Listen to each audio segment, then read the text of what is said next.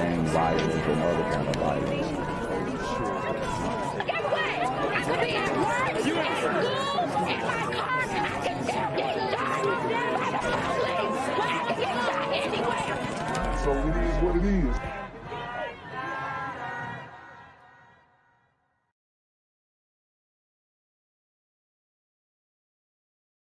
What's good, Shadow Realm? It's your boy Jenquavius Jackson, and y'all already know I'm demonetized and shadow banned in this bitch. So if you want to contribute, go to the Cash App, the PayPal, the GoFundMe, or join the Patreon. Also, don't forget to visit the merch store for all your favorite BGZM News 17 gear, including our exclusive Trump is a Blood t-shirt. Go fast before they sell out. They are already flying off the shelves, no cap. And remember, these super gremlins are on demon time. We're hearing from the mother of a Macomb County man who was shot and killed at the Russell Industrial Center in Detroit. She says she's concerned that her family won't get justice in this case. As Ray Strickland reports from the Russell Industrial Center on Detroit's west side, the mother says she can't move forward until charges are filed in her son's case. Damn. It's overwhelming sorrow. It's been 2 weeks since the murder of Samuel Gartley, and for his mother, Bobby Gartley, the grief continues to get harder each passing day, knowing the person responsible still hasn't been charged. This should have never happened. Should have never happened. And that is really sad. You have this young glider male who was just struck and life cut short. And we don't know who the perpetrators are, but I mean, do you guys think it takes a rocket scientist to guess? And these are some of these cross-racial murders that really are starting to add up, especially in 2023. And if the community doesn't get a hold of this immediately, like now, like this year, we're going to start seeing some real backlash. And I'm not advocating for this, but I'm essentially worried that people are going to start looking into the numbers and they're like, man, what is this victimization, marginalized talk that y'all talking about? You know, when we look at the data and the data are showing us that, you know, the victims are actually gliders and they're losing their lives to the rhetoric that the community is being physically victimized. The 23-year-old who would have turned 24 on June 17th was shot and killed during a robbery on June 5th at the Russell Industrial Center. So a robbery, all right? Who shoots and deletes somebody during a robbery even when they still give it up? We just covered the story in New Orleans. Somebody let me know. Yes, you are correct. The super gremlins are on demon time. Lee says her son was an entrepreneur at the building that provides space for artists. But since the murder, she says police have kept her in the dark on her son's investigation. It's just making everything harder. It's compounding. Detroit police have confirmed the person was arrested in connection to Samuel's murder. Gartley says the suspect is currently in the hospital after his son shot the person during the robbery attempt. As of this morning, police tell us charges still haven't been filed, but confirmed a warrant has been submitted. I want answers. For Gartley, she's growing concerned about what this delay could mean for her son's case and if her family will ever get justice. I feel like I can't start to heal and I can't exhale until charges are pressed. I need this. Our family needs this. Woo! So, very sad situation. I feel her grief, feel the pain. The community, I mean, we're in deep trouble.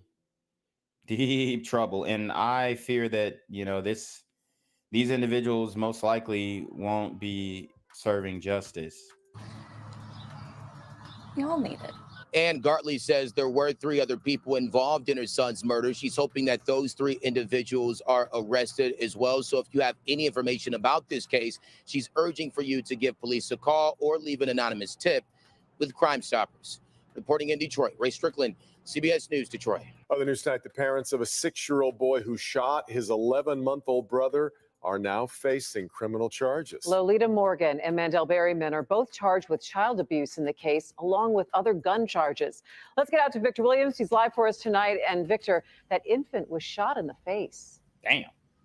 Yeah, that's true, Christy and Devin. And the good thing to come out of all of this, if any, is that this young man or little boy is expected to be okay. He did have to have facial reconstructive surgery. On top of that, he has had other surgeries for that gunshot wound to the face as well as the shoulder. But now it's time for his parents to answer to the judge in what's going to be the first step in a very long journey. Wow. So you have this young man, an infant, who was shot in the face by an older brother, and the parents are involved in some way, whether it be neglect or directing this young man to do what he did. I mean, it's getting rough out here in the community. Part of what troubles me here is the allegation. 28-year-old Lolita Morgan and 50-year-old Mandel Berryman have both been charged with second-degree child abuse and connection to the shooting of their 11-month-old son. One of the children was interviewed and stated that they heard another child tell this child to get the gun. Back on June the 2nd, investigators say that Lolita's 6-year-old son somehow got a hold of a loaded gun that was sitting up high on a shelf and somehow shot the baby twice, once in the face and once in the shoulder. They then saw him stand up on a chair to get the gun that was on the black thing in the food area. He then got down from the chair and he had shot the other child. Berryman looked remorseful the entire time, shaking his head and even looking to the sky, the prosecuting attorney insisting he shouldn't have been home with the gun in the first place since he has multiple prior felonies. So you see, and that's where the neglect comes in, and that's where the gun laws are ineffective. He's not supposed to have a weapon because he is a felon. He still has one. There's nothing you can really do about that. So if you think that you can pass stricter gun legislation and laws that make it so that you need to secure your firearm in your home and all this other stuff, I mean, if you're that naive to think that that is going to change anything, then, I mean, you probably shouldn't be a legislator. He was given a bond worth $50,000. Lolita, on the other hand, seemed remorseful, hanging her head the entire time. The court notes formal reading has been waived and enters a not guilty plea on your client's behalf. It's believed she's the actual owner of the weapon. She was given a bond in the amount of $35,000. She's the first of the two defendants listed on the complaint. And both are due back in court on Tuesday morning. Victor Williams, Local 4. All right. Thanks so much, Victor. Yo, what's good, BGZM News 17 family? I'm at the corner of Jesse Jackson and Marcus Garvey, and I got some bad news for you. As you can see, I lost my job. I'm out here living in cardboard boxes outside of boarded up vacant homes. YouTube said I'm done getting money out here in these streets. They even took my funky ass suit. So anything right now would help. So go ahead and hit that Cash App, hit that PayPal, hit that GoFundMe. Hell, cop the merch. Or if you want to make the long-term commitment to the Jinquavius Jackson Fund, join the Patreon so that I can continue to put out top-notch content each and every day. Also, check out the Rumble, where there is absolutely no censorship. Link in the description box below. Hey, yo, ain't that nigga Jinquavius? Yo, I recognize. No, that's not me no more. Hey, yo, run your Y'all tell me what this shit. Do the opposite of Antonio Brown and take What more do you want from me? Detroit police confirm a 14-year-old was killed while playing with a gun last night on Detroit's east side. Happened around 1 o'clock this morning at a home on Fordham Street. That's right near the intersection of Kelly and Moross. Sean Lay live with more here. And Sean, it sounds like police are pretty sure they know how he got the gun. Correct, Devin. Good evening to you. We've been digging into this, really a tragedy. Two things really jump out. You mentioned that gun. Police just told us that it was stolen out of Chesterfield Township just 2 days ago. The other, the 14-year-old being shot in his side. EMS and police, there was a delay. People there did not call police and EMS right away to help the kid. Police say the adults at the home were allegedly covering up illegal activity. Wow. So more and more neglect going on in the city of Detroit when it comes to firearm safety. And like I've repeated over and over again, firearm safety is extremely important to the community, specifically the community, because it appears that we are the most irresponsible when it comes to handling firearms. Okay. You have a 14-year-old boy who is outside filming himself playing with a gun with his friends and ends up getting deleted by said gun. And instead of immediately calling the police, the adults who are fully grown, able-bodied Black men and women were, involved in some illicit activities, and they needed to cover their behinds. So they made sure that they covered their behinds, or attempted to cover their behinds, before the police arrived, which inevitably resulted in this young man losing his life. Could a quicker call to the police have saved his life? Possibly. Could quick action and quick reaction, into scooping this young man up and rushing him to the hospital could have saved his life? Possibly, but no. Instead, they covered their own behinds at the expense of this young man. This is the world we're living in, and this is the community that people are continually trying to defend. Before calling.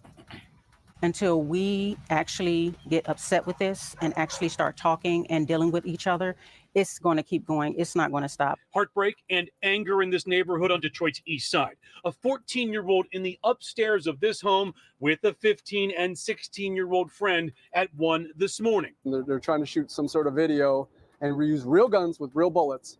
And unfortunately, we lost a 14-year-old. Police. So they were shooting some type of video. Yeah, they were shooting a music video. They were shooting a music video and rapping. And I mean, this is what the kids are taught to do to get on, to get popping, to get lit in the city. You have to have guns. You have to have cash. You have to have chicks in the music videos in order to get popping.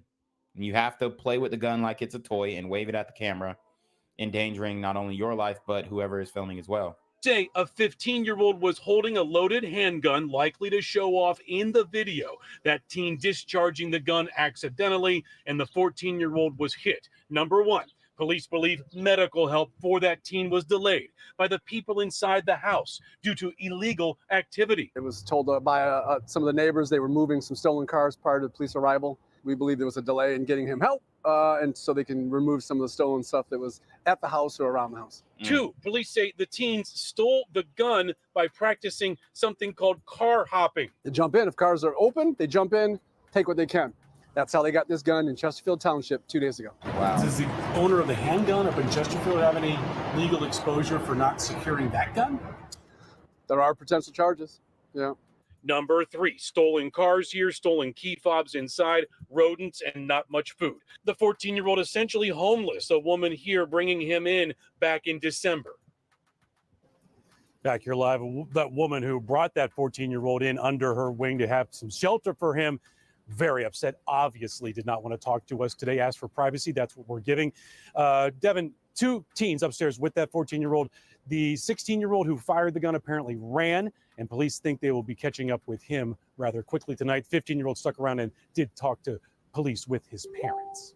Sean, I guess the victim, a high school at Denby, right? He was enrolled at Denby, so we checked with DPSCD, and they said this is really hard because their hearts are breaking for their student, but he hadn't been there in a very long time. They said if so, they could have plugged him into some help in his life situation, but even tracking down parents or relatives, extremely difficult. Tragic in a lot of ways. All right, Sean. Top story tonight, a 14-year-old boy is killed overnight on Detroit's east side while making a music video with two of his friends. Police still want to... Speak with one of those friends who they say took off from the scene. Our Andres Gutierrez is downtown at Detroit Public Safety Headquarters with the latest developments on yet another tragic accidental shooting. They're trying to shoot some sort of video and reuse real guns with real bullets. And unfortunately, we lost a 14-year-old. That young boy had been homeless until December when a family friend let him and his mom stay at this house on Fordham Avenue. Damn, so he was homeless and ended up finding a place to stay, but ended up being the wrong family. It's here where the 14-year-old, along with his 15 and 16-year-old friends, were making a video around 1 a.m. At some point, police say a gun that was in the hands of the 16-year-old went off. We believe it was an accidental discharge of the weapon. The 14-year-old was struck on the left side of his body, traveled up into his armpit, and he was brought downstairs by his one friend. The 15-year-old, by the time the officers got there, when medics got there, they pronounced this unfortunate young man deceased on scene. According to DPD, the gun was stolen out of a car parked in front of a home in Chesterfield Township 2 days ago as part of a social media challenge. They call it car hopping. Yep, individual, they go into a subdivision, 4 kids will jump out, and they stream that all the time. They put it on their social media sites. Wow, so he's saying that they're Facebook Live, Instagram Live, they're car hopping. Sisters, come get your kids. You can Google it, YouTube it, whatever you want. You'll be able to pull it up. They jump out, and 4 go in. They get whatever they can, and they leave. They go into the next car. With yet another child killed in an accidental shooting, neighbors are saddened but not shocked. We can sit and cry and boo-hoo all we want. We can say, oh, the parents can be locked up. Oh, we need more police officers, tougher laws. Until people actually get tired of this. Until parents actually talk to their kids, be with their kids, learn what's going on. And social media is nothing but, it's a double-edged sword. It's good for what it's good for, and it's totally terrible for stuff like this. A lot of people don't make it aware to their kids that, you know, it's not a game, it's not a joke. And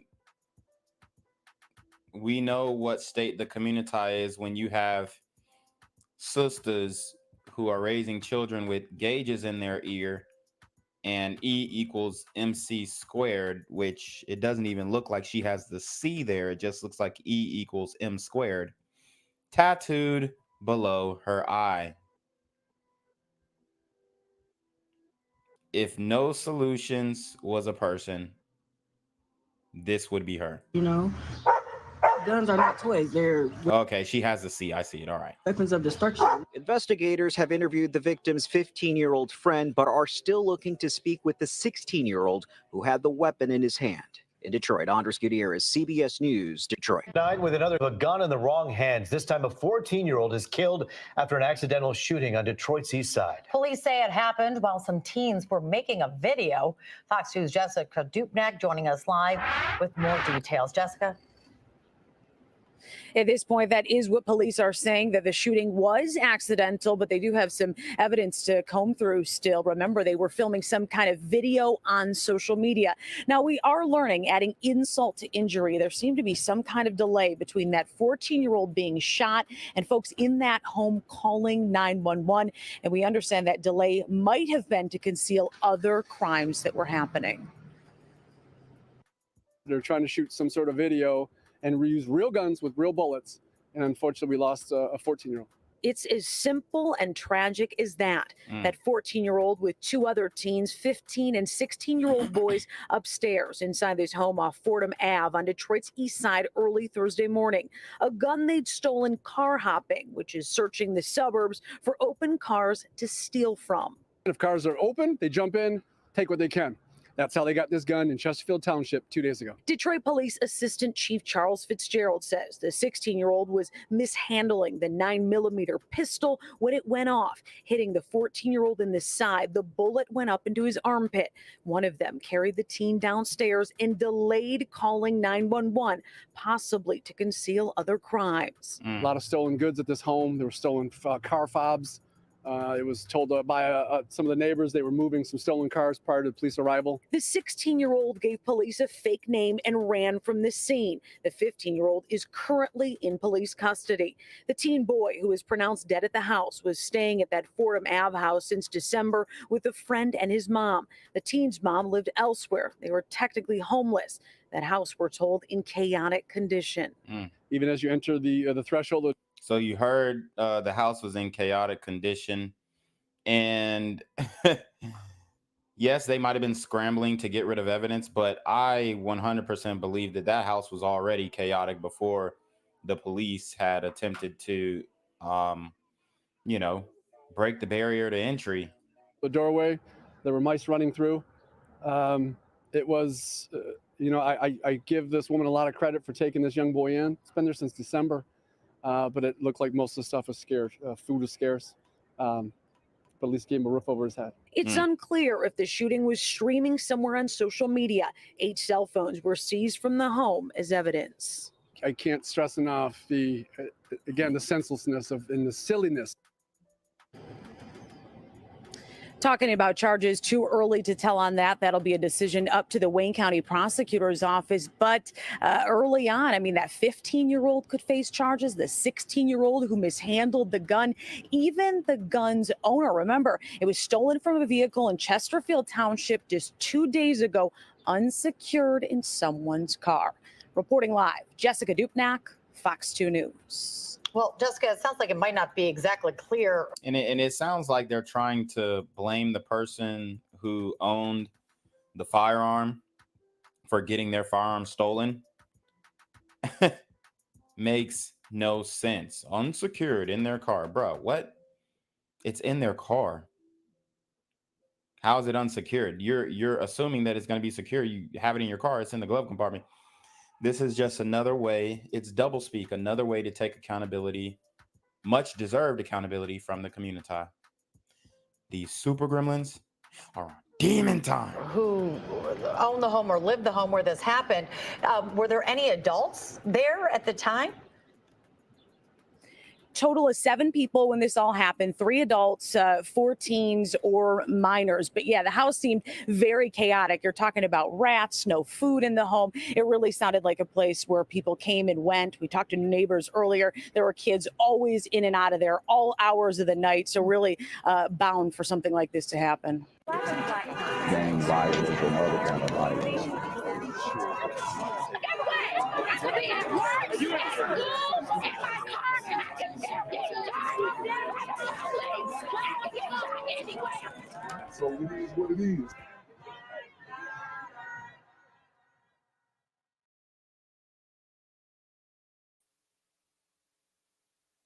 What's good, shout around? It's a Black Gen Z mindset. Make sure you go ahead and like, comment, share, subscribe. Let's get into the video. All right, guys. So, man, we got a deep topic for you today. We're going to be talking about the state of the community and specifically the kids, man. You know, we love the kids. We want to see them do great things, but it's tough in this environment when you have the people raising them who are completely insane. That's the reality. The people raising these kids are, I mean, they're just unfit. Okay. And we're going to be talking about it. We're going to be talking about the teens. We're going to be talking about how the younger generation is doing. We're going to be talking about teachers as well. All right. Teachers who have been affected because it starts at home, but it also starts in the schools. So I want to headline this first story by talking about a teacher in Marietta who was deleted in downtown Atlanta. And you guys know that downtown Atlanta is pretty much one of the worst places that you can be right now. That's actually where I reside, close to where I reside. Won't give my total full location, but you know, we're in downtown Atlanta. We're outside, as you guys know. I'm trying to get out, honestly. But the leads that I got going right now, they're bugging. But as you guys can see, I mean, downtown Atlanta is it's horrible, man. It's horrible. It's dangerous. You're gonna get your car jacked. You're gonna get your car broken into. You're gonna have super gremlins running up on you, trying to hit a lick. Even if you give up your shit, they might kill you anyways. So it's a gamble every time you step outside in downtown Atlanta. And I'm pretty sure this Marietta teacher was not watching my videos and didn't understand the gravity of going downtown. See, if you do go out, you need to be in a big group because people are watching you. It's a big city with a lot of turns and a lot of corners and very tall buildings that people can hide in between. So you need to be careful. That gunman still out there. He was only 25 years old, but he accomplished so much. I just spoke with the principal of the middle school he taught at. Here's what she told us. Mr. O, as he was affectionately known to the students, was just an incredible man. He was an incredible teacher. He was a role model. He was a leader. He was a mentor. He was the type of teacher that every parent would want their child to have. So many good things to say about him. His students called him Mr. O, as you heard there from the principal. They're actually in the process of writing letters to his family as they go through this time. We are expecting to hear some new information at some point from police about the investigation. But in the meantime, we're going to be speaking with people who knew this teacher and talk to them about how he's being remembered. We'll have that for Channel 2 Action News at 4. We're live from Cobb County, Marietta. Michelle Newell, Channel 2 Action News. Michelle, such a sad day that Mr. O is gone and students have to go through this because he certainly has a smile that lights up our TV screen here, and we'll be following the story. Thank you very much. Yeah, so as you guys can see, I mean, this is a normal thing in the community. I've spoken on it before, the best of us taking out the worst of us, and that's a real thing. Because for one, we're not warning enough people. Channels like mine are not reaching enough people. So people are pretty blindsided by this. And the good people in the community really don't understand how evil and broken as a whole, as a group that we are, not as individuals, obviously, right? And sometimes it can be on an individual basis. A lot of times I know a lot of people would prefer it to be on that individual basis, but I've already said that, you know, we need to start taking accountability, even though we're not involved, because the enabling, it's not just, oh, I wasn't there, so I, you know, had nothing to do with it. No, it's the rhetoric online. All right. The people that you support in the media, it's everything. It really is. So, I mean, this type of stuff is going to continue to happen if you know, we as a community don't speak out about it. And the first part of speaking out is even acknowledging that it's going on, which is something that the community wants to deny. They don't want to admit that we are killing each other at 100 miles per hour every single day. Every single day. Following the death of a beloved school teacher, 25-year-old Jason Obomo was murdered in Atlanta Sunday. He taught computer science at Marietta Middle School. Fox 5's Deidre Dukes is live at Atlanta Police Headquarters tonight. And Deidre, you spoke with the victim's family. Christina spoke with the victim's family at their Ackworth home. They are simply devastated, struggling to come to grips with his death as police search for a killer. So when you have teachers who are doing good, trying to touch the youth, trying to affect the youth, trying to, you know, make an impact in someone's life, you have these teachers who are trying to do that, and they're ridiculed and deleted in the streets, not taken seriously, disrespected. I mean, it's a problem. And we know how difficult it is to be a teacher as an African with an African name in these black schools. That's a fact. We used to have African substitute teachers who would come in and they would get ridiculed. They would get joned on, if you will. Okay? And that's that's what was going on in the Atlanta schools. It's what still goes on today. So when I say it's on every single level, it really is. It's not just, oh, I have nothing to do with this.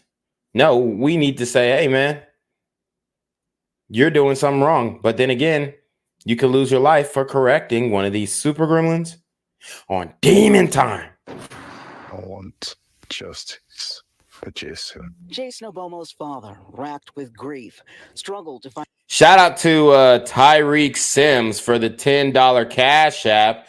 Y'all go ahead and match Tyreek's Cash App because he's definitely outside with it. He says thanks for the work. Hold on. Hello? Where we at? Oh, you want to know where I'm at? We outside! Find the words to express his heartbreak and anguish the day after his son was shot and killed on the streets of Atlanta. The 25-year-old was a computer science teacher at Marietta Middle School. For this to happen to me, I've asked my God, why? Atlanta police officers responded to a person shot call on Peachtree. And he, you know, he's justified in asking, why, God, why does this happen to me? And the answer is, there is no reason why. Right? There is no reason why. All of this is random. It's random, but it's also orchestrated. So when I say there is no reason why, it's not like your son did anything wrong, right? So he's not to blame. But, you know, here's where the tough conversation comes in. How are we voting? That's another lever of accountability that we have to take. Who are you voting for? It matters, man. I remember Andre Dickens, he was on the first line when it came to this issue of gun violence, and then we don't really see him pulling up to these shootings anymore, okay? Why? Because he realized, damn, for one, we have a low staff homicide unit. Don't have enough people. You got people quitting the police force. As a matter of fact, I got a ticket in Atlanta, and then the police officer who wrote the ticket quit. He didn't even turn my ticket in. He quit before he turned my ticket in. So I went and paid a lawyer to, you know, try and figure it out. And they're like, man, we don't even think the case was even submitted at this point. It's been over 18 months. So the city has definitely got some problems, especially with the disbursement of funds. But what do you expect? All right. It's so much corruption, and the crime is pretty much being looked over, and the rules have gotten lax. The city council advocates for criminal justice reform and all of these new woke progressive laws that really just make it easy for criminals to thrive. And when I'm speaking about criminal, I'm speaking about the violent criminals specifically. Street near Underground Atlanta just before 3 Sunday morning and discovered Obomo had been shot multiple times. Medics transported him to the hospital where he succumbed to his injuries. It is another than himself. He wants to be sure that everybody's happy. Jason Obomo's joyous spirit was infectious. He was a beloved teacher, popular with students and staff. He was probably one of the favorite, if not the most favorite teacher in our building, and is greatly missed today by our students. Principal Deanna Brown hired Obomo and said he was caring and compassionate. Made a great impression during his 2 years at the school. Brown notified families of his death via email Sunday. counselors were on hand Monday to support students during this difficult time. I think that's been the hardest part, is seeing the emotional reactions our students have had to his passing, and our students walking up with just sadness in their eyes because of the loss of their teacher. As police search for his killer, Obomo's family struggles with the loss of a man who was loved by many. It is a terrible loss. I just can't fathom this. And you know, the ninja who killed him definitely didn't have to kill him. We know that for a fact. The overkill culture, I've spoken about this before. Overkill. Going too far. Thinking taking a life is cute, funny. This is the community that we have created as a whole. Like I said, we all need to take accountability, and I'll be the first one. Okay? Because this is something that we have done collectively. This is a monster that we have created collectively. And you could tell he comes from good people. I mean, look at that house. Beautiful hardwood floors. I'm pretty sure it's multiple levels in a good area. And the father is stunned. He did everything right. Raised his son to be a good kid. He wasn't worried about money. He was doing a teaching job, a job that you don't see many men, particularly black men, involved in, but he's doing it anyway.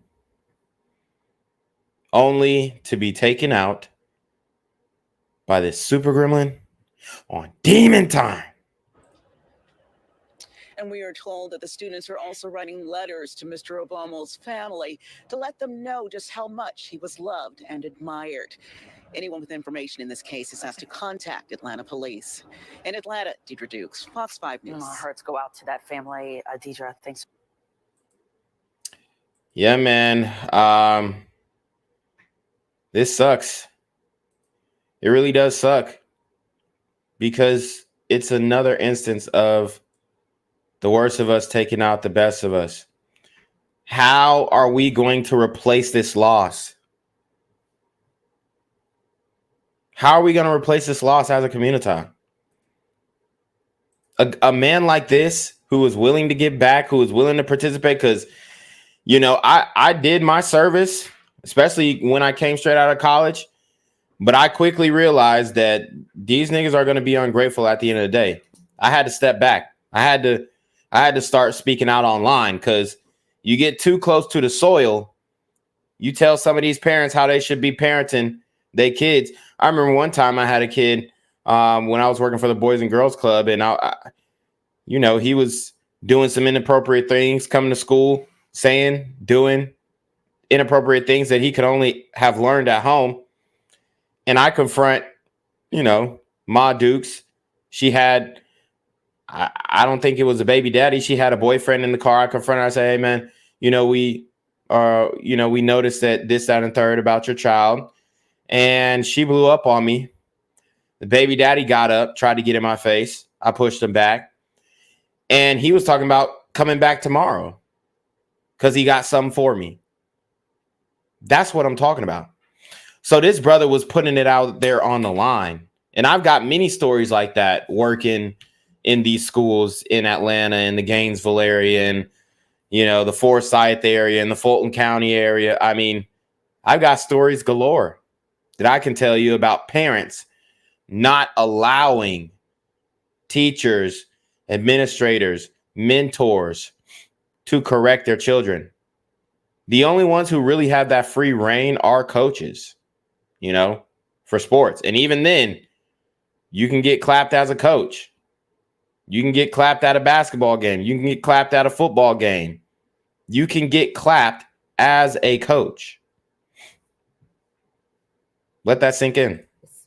Well, right now we are working to learn what led up to the deadly shooting of a Marietta middle school teacher. Yeah, it happened early Sunday morning in downtown Atlanta. Jason Ogbogbo was shot and killed. He was shot several times. He later died at the hospital. 11 Live's Joe Ripley shares how much this 25-year-old inspired those around him. In the middle of all the shade on Marietta Middle School's campus stood a light. Principal Deanna Brown says students and staff lost that light Sunday. That's been the hardest part, is seeing the emotional reactions our students have had to his passing, and our students walking up with just sadness in their eyes. Jason Ogbomo taught computer science for 2 years at Marietta Middle School. He was affectionately called Mr. O, someone who could connect with students, someone willing to give up their own lunch to a student who did not have one. Last year, he was injured and was in a boot, and he still showed up to the sneaker ball dance for our students and was dancing and trying to dance battle several of the kids in his boot because he wanted to be there for the kids. Early Sunday morning around 3, Atlanta police say an argument broke out and Ogbomo was shot several times on Peachtree Street in downtown Atlanta. He later died at the hospital. An argument broke out. Guys, what I tell you about going back and forth with these super gremlins on demon time. You don't do it. You don't do it. Never, bruh. It's not worth it. I know it's an argument, unless it's a life-threatening situation, which this one was. But unless you're in direct threat and you're fighting for your life in that moment, the argument is not worth it. The back and forth is not worth it. Hey man, you're doing it wrong. Like I said, at this point, it's accountability from a distance. Let your vote be heard. Maybe let your voice heard on social media through, hell, if you want to do anonymous accounts, if you want to do burner accounts, do that. Let people know what you think, but you can't get in these guys' faces and try and correct them with morality, with, you know, a semblance of integrity and trying to instill values in these people. They're void of that. They really are, man.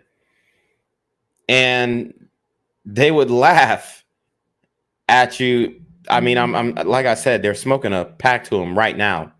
They dedicated a blunt already to him. I'm sure of it. And it was that Zaza. This is what y'all have to understand. It goes deeper than just, oh, I'm mad, I'm gonna shoot this nigga. No. These super gremlins are taking pride in the bodies. They're enjoying the fact that, yeah, man, I shot that. I made Fox 5. I made 11 Alive.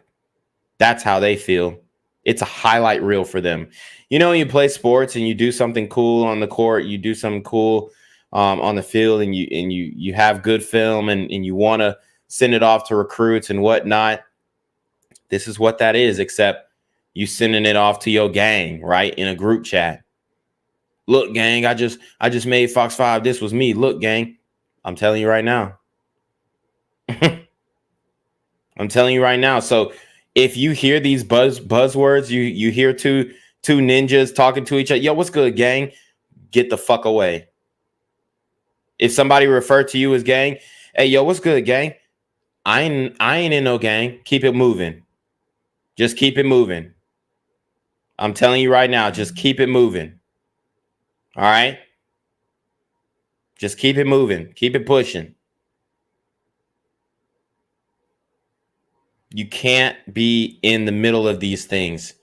It's not going to end well, especially if you're not willing to take a life. Because that's really what it comes down to. It's I get you before you get me. Period. I'd park in my car, and then I just heard pop, pop, pop, pop, pop, about 8 to 10 rounds. Damn. And they aired him the fuck out. Ridiculous. I looked up and I noticed that the perpetrator shot this dude point blank. Shane Breener witnessed the shooting. He says he used his belt as a tourniquet to render aid to Ogbomo until an ambulance arrived minutes later. Right now, we are working to learn what led up to this shooting.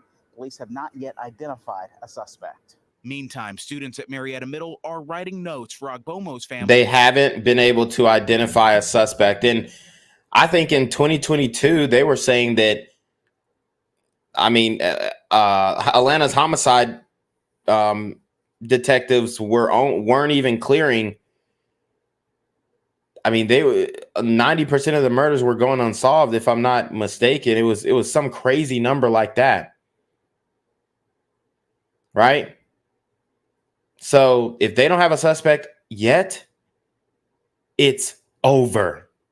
Family sharing that same light Mr. O gave to them. He was an incredible teacher. He was a role model. He was a leader. He was a mentor. He was the type of teacher that every parent would want their child to have. And I'll bet your ass, even if there's a kid who knows who did it going to that school, the no snitch rule is in effect. The community has ingrained this in every single black person since birth. No snitching. So nobody's going to say anything. Unless his father got direct information, you ain't getting no tips from the community. In Atlanta, Joe Ripley, 11 Alive News. That's how the game go. Yeah, it's a dirty, dirty game. It's an ugly game. But this is what it is. So you have to be able to read into these situations, understand these dangerous cues that if you watch this channel and you understand this channel, it might save your life. So guys, hit the Cash App, hit the PayPal, hit the Super Trap. Actually, we don't have Super Trap. I'm just so used to saying that. But Cash App, PayPal, GoFundMe, Patreon. Support the channel. Support independent media. We're just getting warmed up. This is the first story. I've got stories galore for you guys. More about the tragic death of a beloved teacher in Cobb County. Police say someone shot and killed Jason Ogbaumo near underground Atlanta. This was over the weekend. Channel 2 Cobb County Bureau Chief Michelle Newell is live outside of Marietta Middle School. That's where the teacher is being remembered. Michelle? Yeah, Karen, just a devastating loss. Grief counselors were available for students who were even able to make it to school today. When Mr. O walked through these doors, he made everyone smile. He helped students thrive. He was the kind of teacher who actually gave his lunch to students if he knew they were hungry.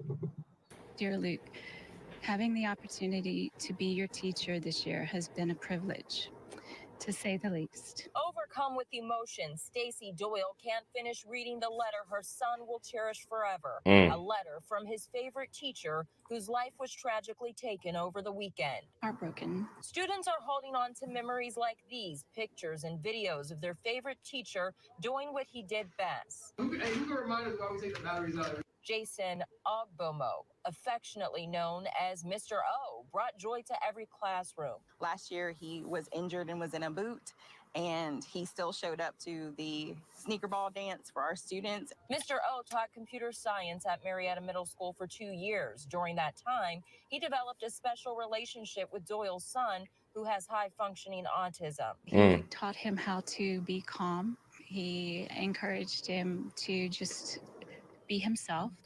Wow. So this guy, you know, he's reaching out to students with special needs and giving them that confidence, that boost that they need to succeed in life. Yes, this is what we need. This is what we had. And this is what we destroyed. That's the facts. That's the truth. Yeah, we got some good black men in the community. You're looking right at them. And guess what that did for them? It got them 6 feet deep. Right? So when we talk about, man, these brothers, when they get some money, they get up out the hood. Yeah, they do. Why wouldn't they? When this is what happens. When you're giving back, when you're doing the work, as they like to claim, you know, that brothers aren't doing the work. We're not doing the work. Well, there's some brothers who are trying to do the work. Some brothers like me trying to do the work. We get censored. It's hard to do the work. Makes the work harder. Yeah. We still get up and do it, right? Brothers like him trying to do the work, impacting kids' lives, affecting all the children of the world, not just the black kids. Get shot and killed. Fuck. It's hard to do the goddamn work. It's hard because you're stopped before you're even able to do so. Police say Ogbomo died after someone shot him in Atlanta over the weekend. Investigators are trying to find answers, and students and staff are focused on the impact he made in their lives, like Doyle's son, who stayed at home today but managed to write a letter to include in this story. Said, can you say that Mr. O is a son, a brother, and uncle to be proud of, and that he is the reason I am where I am now? Students are writing letters about Mr. O, and they're going to send those letters to his family. Still a lot of questions about that shooting. Police aren't saying much. They are saying, though, that there was some sort of dispute that escalated, and that gunman is still out there. Reporting live from Cobb County, Michelle Newell, Channel 2 Action News. Something you would hate these middle school students have to learn about so early. Michelle Newell, thanks. Well, there you have it, guys. You have brothers who are trying to do the right thing. They're trying to get active in the community. They're trying to reach out and affect the kids. And then what does this tell the kids? Ooh, what does this tell the kids? Man, that shit don't matter, man. And none of that shit matter. All that shit, Mr. Ogbomo was telling us, man, that shit don't matter. Look where it got him. What you think those black kids in that school district are thinking? Man, shit, we gonna die before 25 anyway. Look at Mr. Ogbomo. Shit, gonna die any day, B. Might as well do whatever the fuck we gotta do. Do our thug dizzle. Keep rocking. The way I've been rocking has kept me alive. That's what that's teaching these kids. That's what that is teaching these kids. So not only did the individual affect the life of Mr. Ogbomo and his family, but he affected these kids. And now they're like, this shit don't matter anyway. We all gonna get shot and killed anyway. These super gremlins are on demon time. Loss in the city of Marietta, a beloved middle school teacher was shot and killed over the weekend in downtown Atlanta. Really a tragic story. Atlanta News First reporter Rebecca Schramm is live now at Marietta Middle School. Rebecca, really tough to imagine what his students are now going through, right? You're right, Joy and Rick. There are several counselors on campus today. We spoke with the principal, and she is remembering Jason Ogbomo as a leader, a role model, and a friend to many. It's tough. It's tough for our staff. It's tough for our students. A tough day for the Marietta Middle School family. Mr. Ogbomo, or Mr. O, as he was affectionately known to the students, was just an incredible man. Deanna Brown tells us Mr. O was one of her first hires when she became principal 2 years ago. The 25-year-old was a 2020 graduate of the University of Georgia who taught computer programming and coding. At 3 a.m. Damn. So he went to the University of Georgia. He went to my alma mater. Didn't even know that. So he's a UGA alum. Class of 2020. So he graduated 2 years after I did. Oh, this stings even more. This hurts even more. Damn, bro. Damn, bro. You just should have stayed in Athens, bro. But he wanted to make the most impact, which I don't blame him. And where can you make the most impact with the most kids? In the city, in Cobb County, where he taught, where he put his heart and soul at. But that is also the most dangerous place to be, because you're surrounded by these super gremlins on demon time. p.m. Sunday, Police responded to Peachtree Street, not far from underground Atlanta, and found Agbomo with several gunshot wounds. He later died at the hospital. Police believe the shooting was the result of a fight. He was the type of teacher that every parent would want their child to have and that every student wanted in our building. Brown says he would often give up his own lunch if he thought a student would otherwise go hungry, and he brought joy to so many. Last year, he was. And, you know, they were in some type of fight. And I'm assuming he wasn't the aggressor. But here's the thing. Even if you weren't the aggressor and then you finish the fight, meaning he's winning the fight and he's trying to finish it, that's when the super gremlins are going to be at their worst, because they can't take the L. They can't take the embarrassment. They can't, you know, wake up and, damn, I got my ass beat by a teacher. I'm telling you guys right now, this is the mindset in the community, and it's not going to stop unless we call it out. All right? It's not going to stop unless we call it out. Shout out to Chaotic Live. He asked for the StreamYard link. All right. I will drop the link for you guys if you want to join up. But obviously, Chaotic's going to get priority because I'm still cooking. God damn it.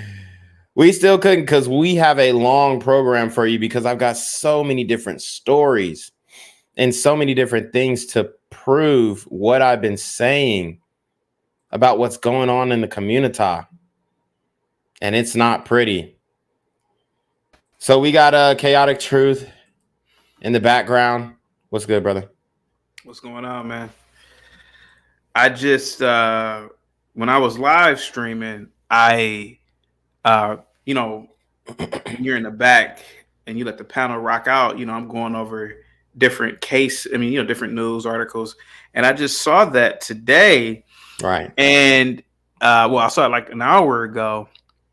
And this dude, 24, working on his master's in computer science. He's a teacher. More than likely, he would probably go on for a PhD, or maybe even to medical school. I believe his last name, I think that's like a Ghanaian last name. So his parents are probably from Ghana. I have to say this, man, and I will keep on saying this, especially as somebody who is a little bit older. You should never be out at 2 a.m. or 3 a.m. around, I gotta say this, around blacks. And it pains me to say this. I am not a perfect individual. I too used to go out at the same age, and I used to go out around blacks when I was his age, and luckily survived a lot of BS. A lot of times, and don't get me wrong, whites, they fight at 2 or 3 a.m. But what I've noticed, the difference between whites is that they let things go. Somebody might get beat up. Somebody, you know, I've always seen "Are you done, bro?" I've always seen those types of fights, you know, where it's like an honorable fight. There's no going back to the cars to get a weapon, etc. And again, not to say that whites are perfect, but that's what I have observed in my life. The difference between blacks is black people can't take an ass whooping. And it's an unfortunate thing that I've seen. You will see a one-on-one fight sometimes, and the guy can't take it, and he'll go back. And I've been to, I was at one bar, and I was with one of my good friends, and with his lady friends, and his lady friend, her friends had beef with somebody. Some dudes came, and next thing I know, it's a whole out shootout.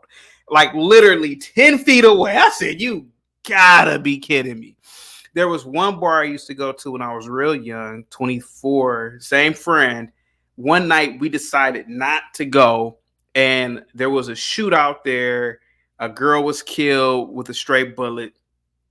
And luckily something told us not to go.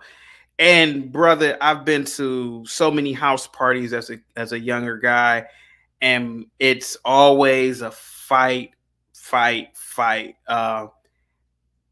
If it's not really a fraternity or sorority get together and I know everybody, I generally stop going or will not go now. I can't be around random Negroes at 2 a.m. And unfortunately, there was a rapper, Takeoff, that died last year. What's the Yes. guy? Takeoff, right? It was Takeoff Takeoff. around Halloween. Takeoff died last Halloween night. year, and I did a live stream immediately after his death, and I get it. He's just there. He didn't participate in the dice game, didn't know the individuals other than Quavo, right? Is it Quavo? So Yeah. he didn't know. Yeah, so he's there, but he's around young Negroes. And a lot of these Negroes have nothing to lose. A lot of these Negroes have massive egos. And a lot of these Negroes, it's this bravos behavior. And you're there. And one thing about a lot of blacks that and I don't know how you feel about this, but a lot of blacks that I've encountered is that we will hang around anybody, meaning that you will have blacks who are college educated professionals. They will mix and mingle around lower tier blacks. And I saw a lot of this when I've gone to Atlanta, like at these clubs. These clubs aren't class, are not segregated by class. They're integrated, which is really a interesting dichotomy amongst the black populace. Whereas whites, I gotta say this, hillbillies generally hang with hillbillies. Middle class whites typically hang with middle class whites. Upper echelon whites hang with upper echelon whites. It's just a thing that they do to segregate each other, and Negroes really don't. And I myself am not, again, perfect. I hate to sound like a broken record, but Gen Z, I had to stop going to cookouts. I had to stop going to house parties because, yes, I'm cool with my friend here, but my friend here might have some hood friends. Now I'm in an environment where it's just different types of people. Some people can't handle their alcohol. Some people can't handle their weed. And that's a formula for disaster. And unfortunately, this young man here at Atlanta, I know exactly what happened. He's drinking with his friends, 3 a.m. I would assume that a lot of his friends probably dispersed. Some altercation happened. He probably beat somebody up. They couldn't take it. Like you said, I got beat up by a teacher. Pop, pop, pop. And unfortunately, from what I hear, it was 10 rounds. So that sounds a little bit personal. Yeah. It doesn't sound like it was a fight and pop. It sounds like somebody got their ass beat and they came back and started dumping. And, I wish, a lot of people would listen to people like you or I about this, man. I don't know about you, but I learned from experience not to be out this late around, I gotta say it about around blacks. Yeah. And it pains me to say it, man. Yeah, but go ahead.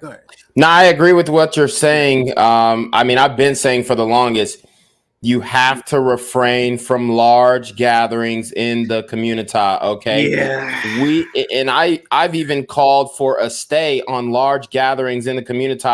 I think that black people need to, if you're going to move maybe 1 or 2, 3 at the most at a time.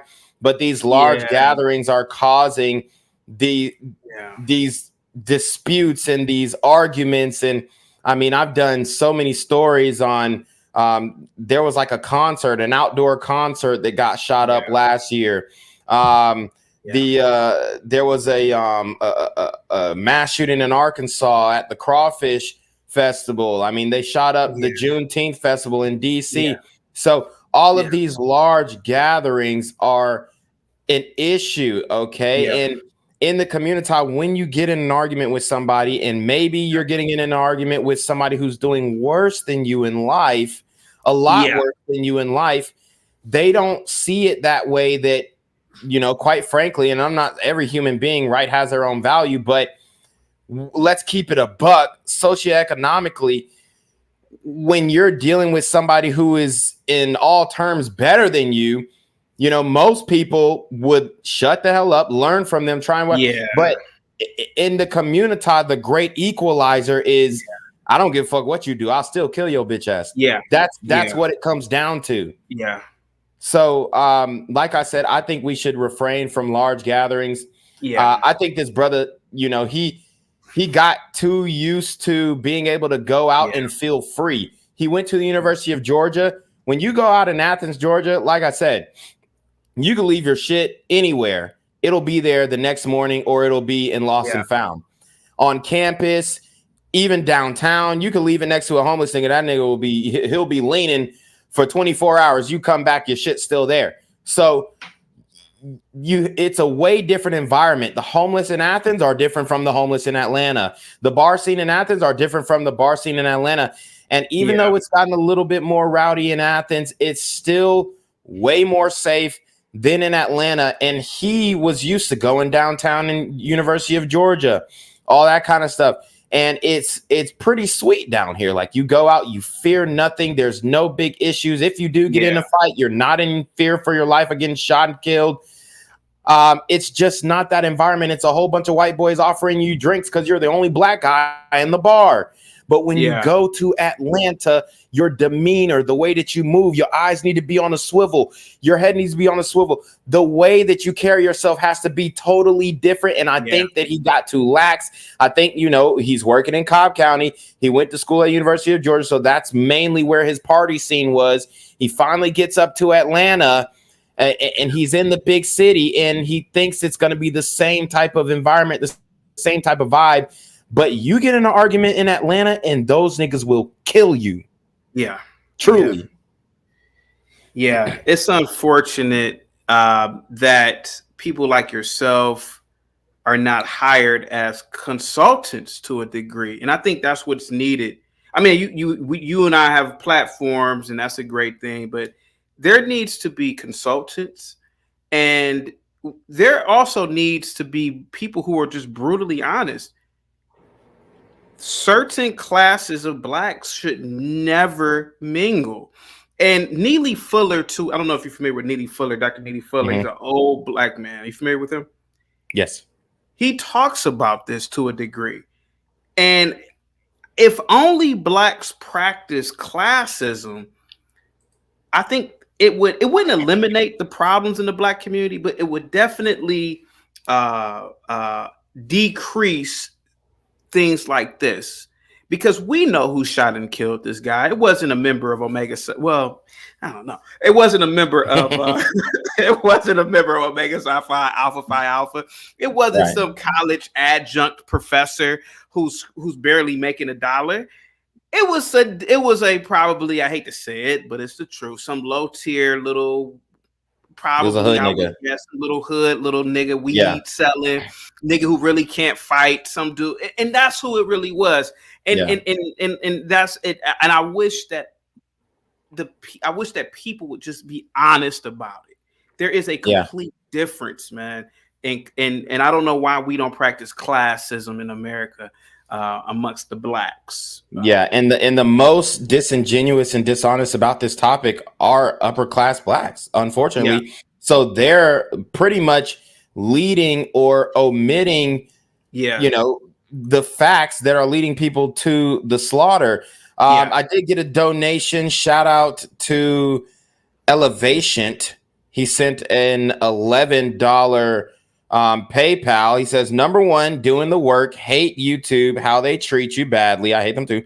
Same censoring as critics of China, getting since Brandon. Google needs the don't be evil motto back in the operation, apparently. Hold on. Hello? Where we at? Oh, you want to know where I'm at? We outside! Man, I totally agree, Elevation. I appreciate your donation, and we will continue to spread the message. Also, shout out to Sandra for the $9.99 pledge to the Patreon. I will be thanking you with a personal message later on in the evening once the stream ends. So stay tuned for that, Sandra. I got you. I appreciate you joining the Patreon and becoming a patron. And Jay Real, I saw what you said. Here goes my thing, my good sir. If I go into an establishment, and particularly if it's dominated by Negroes and they are not wearing slacks, if they are not speaking with clear and concise English, I mean, I kind of walk the hell out, man, because I already know there's a threat level of violence to a degree. And I went on Google Maps to see where he exactly was, and I don't exactly know. Obviously, he's coming from a club or a bar or something. So I'm trying to figure out where he was actually coming from, because I really actually want to cover this tomorrow. So go ahead. I'm sorry. Go ahead. Oh yeah, I'm just gonna complete the video, then we'll go on to my follow-up, which is gonna be even crazier. Injured and was in a boot, and he still showed up to the sneaker ball dance for our students and was dancing and trying to dance battle several of the kids in his boot because he wanted to be there for the kids. She says his students are processing the news as best they can. A lot of our students have been writing notes to him and to his family, so we're going to collect those and share those with his family to make sure they know how much he was loved and how much he was admired by so many students here. When he was first hired here at Marietta Middle, Mr. Agbomo posted on the school's Facebook page that he majored in biology with a concentration in neuroscience. He said he was pursuing a master's degree at Georgia State in computer science. His family now working on funeral arrangements. Live in Marietta, Rebecca Schramm, Atlanta News First. Thank you so much, Rebecca. Of course, condolences to his family and that community. And here's another clue that he comes from a great dynamic family. You don't see a GoFundMe. You don't see a GoFundMe. All right, cool. You don't see the GoFundMe. All right. This guy comes from a family who are not beggars. They're not out here pleading and begging and asking for help. You know, which I don't think is necessarily wrong, but it just shows you that he comes from a family that hasn't. So that leads me into my next topic. This clip has gone viral, and sisters are very upset that this clip of black men in suits has gone viral. And they're pretty much saying that these brothers ain't doing nothing. All they did was just pull up for a photo shoot. When we all know it's the sisters who are the ones who just pull up for photo shoots and then ain't doing shit. You know, and these brothers actually responded. So what I'm going to do is kind of show that, hey, it's some brothers out here trying to do good, but they're getting ridiculed. So as you guys can see, they dressed up their kids. They showed them how a man dresses, you know, goes up. Obviously, these brothers are part of black fraternities, very connected, doing the right thing. But it is ridiculed, okay? It goes on for a minute. All right, that's a very long line. But anyways, as you guys can see, this woman says, son, Dad, can we toss the pig skin today? Dad says, no, come on. Now put on the suit so we can stand in line and salute the camera. So she's basically giving off the impression that, you know, these niggas ain't doing nothing just because they in suits. It don't mean shit, right? That is what the impression that she is trying to give off, okay? And it's very disrespectful. She says, wow, they're thinking they're revolutionary. She said, who is this white kid? Somebody's stepson, I suppose. Now, here is the brother who is responding, and he is saying, hey, we are actually out here doing something for the community. And then after his response, I'm going to show you what these female teachers are doing for the community. I was just really caught off guard by how many people like asking this question just because they see brothers together. That's like what they're doing in the community. And like we do a lot of stuff in the community. Like we went to New York, we did the partnership with KIPP Charter Schools and taught 250 boys about entrepreneurship, starting a business, shooting content. We partnered with Jermaine when we was in Africa to help to assist with the school that they're trying to do in Kumasi and dropping the wells there. Right. When we went to Baltimore, we partnered with Synergy Baltimore, feeding those in need in West Baltimore. You know what I mean, in Dallas, we did a partnership with the Dallas Mavs that was actually at this flash mob with all of the, where all the brothers was lined up. Don't nobody ask those questions. Like they come at us in a sense of like, y'all ain't doing nothing. Like, why do we even have to do anything? Why can't we just be brothers together? You know what I'm saying? Like, why can't we just have positivity within our community? We choose to put suits on. Nobody ever said that the only way to be successful as a man is to wear a suit. But it's definitely, no matter what community, no matter what culture you're from, it's definitely a difference of how you carry yourself when you put a suit on versus when you don't, right? And like that's the thing that just kills us. Like why are so many people dragging us because we're together, we're a community, but we are putting ourselves to a different standard, and we also bringing the best out of each other when we in these circles and we in these communities. Like that's what needs to be talked about. They need to ask us those questions versus making such demonstrative statements that demean us as Black men because they don't do their own research, right? Do the research. Research will help you out. Yeah, so this brother responds, and I think that was a great response. But notice, if they were in some Thug Max Alpha Simp clothes, as I like to call it, sagging their pants, hat cocked to the side, not wearing top hats, just acting a fool in some Thug Max Alpha Simp attire, the sister be like, oh my God, they so fine, da-da-da-da, heart eyes, who's the third nigga? That is the type of rhetoric that you would hear from them. So it's hard in the community because you can't win for losing. Now I'm going to show you how a lot of these children are disadvantaged pretty much at birth. And this one is going to be very painful to watch. This is the poisoning of our children. And it's happening on social media. It's happening in real life. It's happening in these schools. These teachers are weirdos, okay? I want you guys to understand these teachers are weirdos. Homeschool is preferred. Sending your kids to these indoctrination camps is a no-no, and I'm going to tell you why, and I'm going to show you why here as well. What's your song? I'm at top. Ooh. Yeah. My red light. No. It's trying to see me. It's trying to see me. It's trying to say what's up.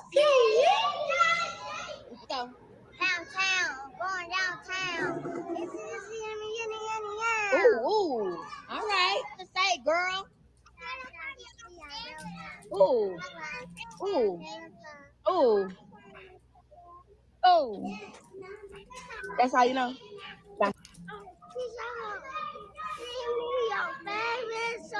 Oh. I said you look good out, no makeup, no lashes, even your way. Oh, for me. Oh. Oh. Oh. Oh. Oh. Oh. Ooh, ooh. Ooh, ooh, ooh, yeah.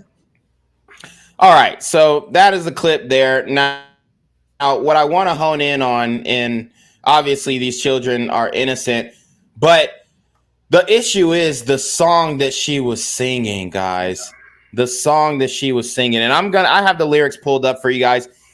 We're going to complete the lyrics. And the fact that she even knows this song, is aware of this song, is a huge problem. It's a parenting problem. And then it's also the teacher's problem because she's encouraging, she's laughing, she's like, yeah, that like, it's not right. But they're getting on the brothers for wearing suits, gathering, and doing an event that they were actually reaching out to the youth for. But everybody on social media seems to think this is cute. All right. Especially the Black women. All right. I held a panel on my TikTok asking about this, and they said, I don't see no problem with it. These kids got to grow up somehow anyway. They hearing it anyway. No, they're not. Unless you're playing it with them and exposing it to them. So let's listen up. What's your song? I'm at top. So she asked her, what's her song? And for those of you who do not know what that song is, it is a song sang by a woman named Sexy Red. Okay. And Sexy Red is a female hip hop artist. She's pretty trash, but she has been elevated to pretty much top 5 female rappers in the game right now. And she's pretty talentless, but she has a song called Pound Town and it has gone viral. Okay. And the part that this young lady sang, it starts off with, I'm out of town, I'm thugging with my round.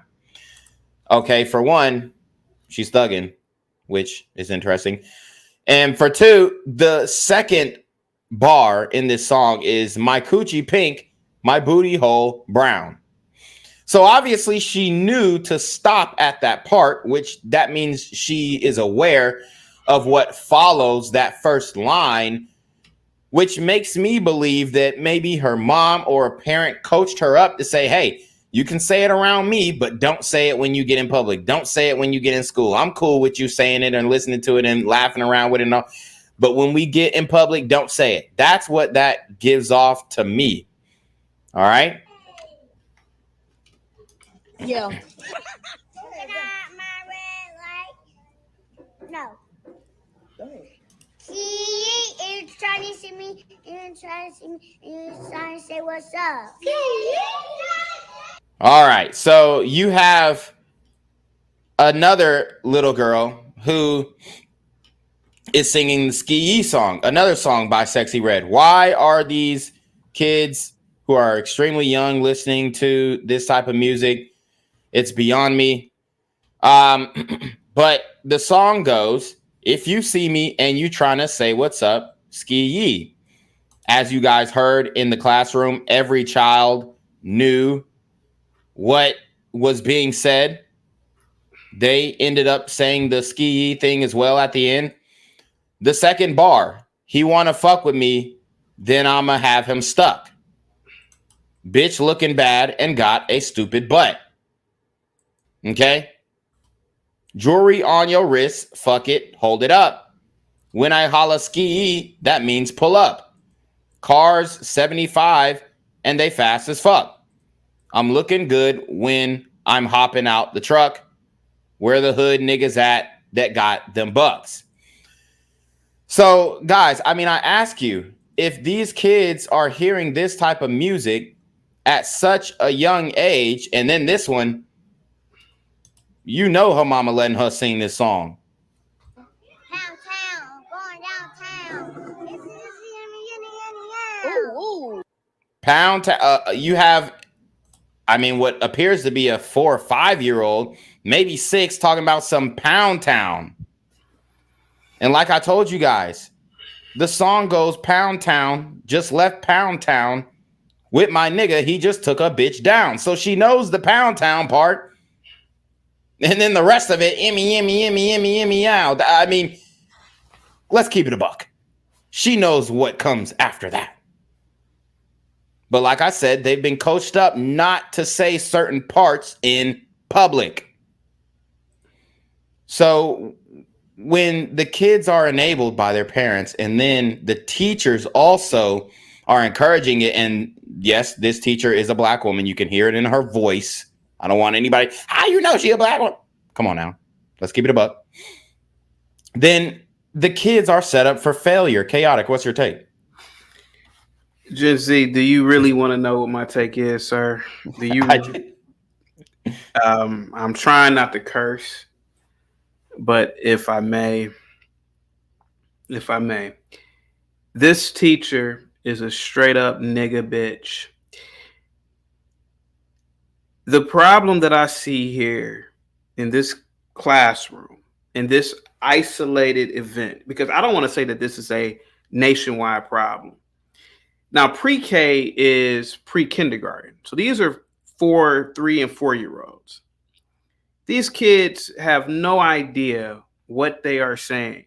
However, subconsciously, these evil and vulgar lyrics from this demon of a woman, Sexy Red, is creeping into their brain.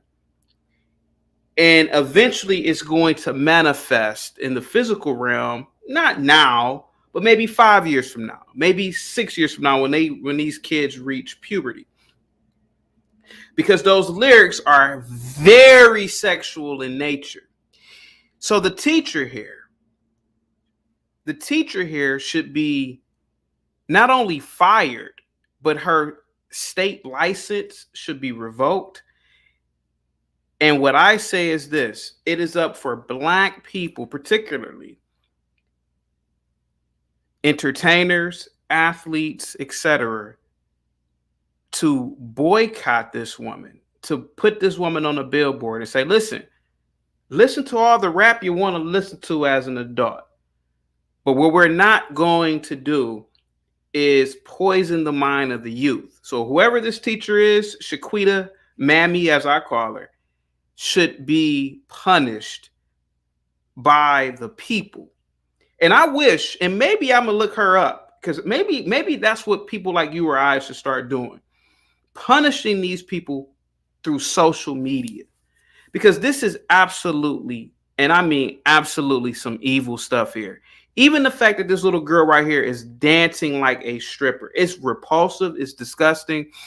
And you would think that a Black man, and I'm assuming that these kids all have their fathers in their life. I don't want to say that these kids are just from single parent households, because I don't know. The odds are they are. But if one of these little girls was my daughter and I saw this, now listen, I'm not a tough guy, but I am stupid, Black Gen ZX. I would have went up there and ragdolled that nigga bitch for that. Because you don't want your kids, you don't want a drag queen in front of these kids. You don't, what next? And what is going on in this room is sexually vulgar.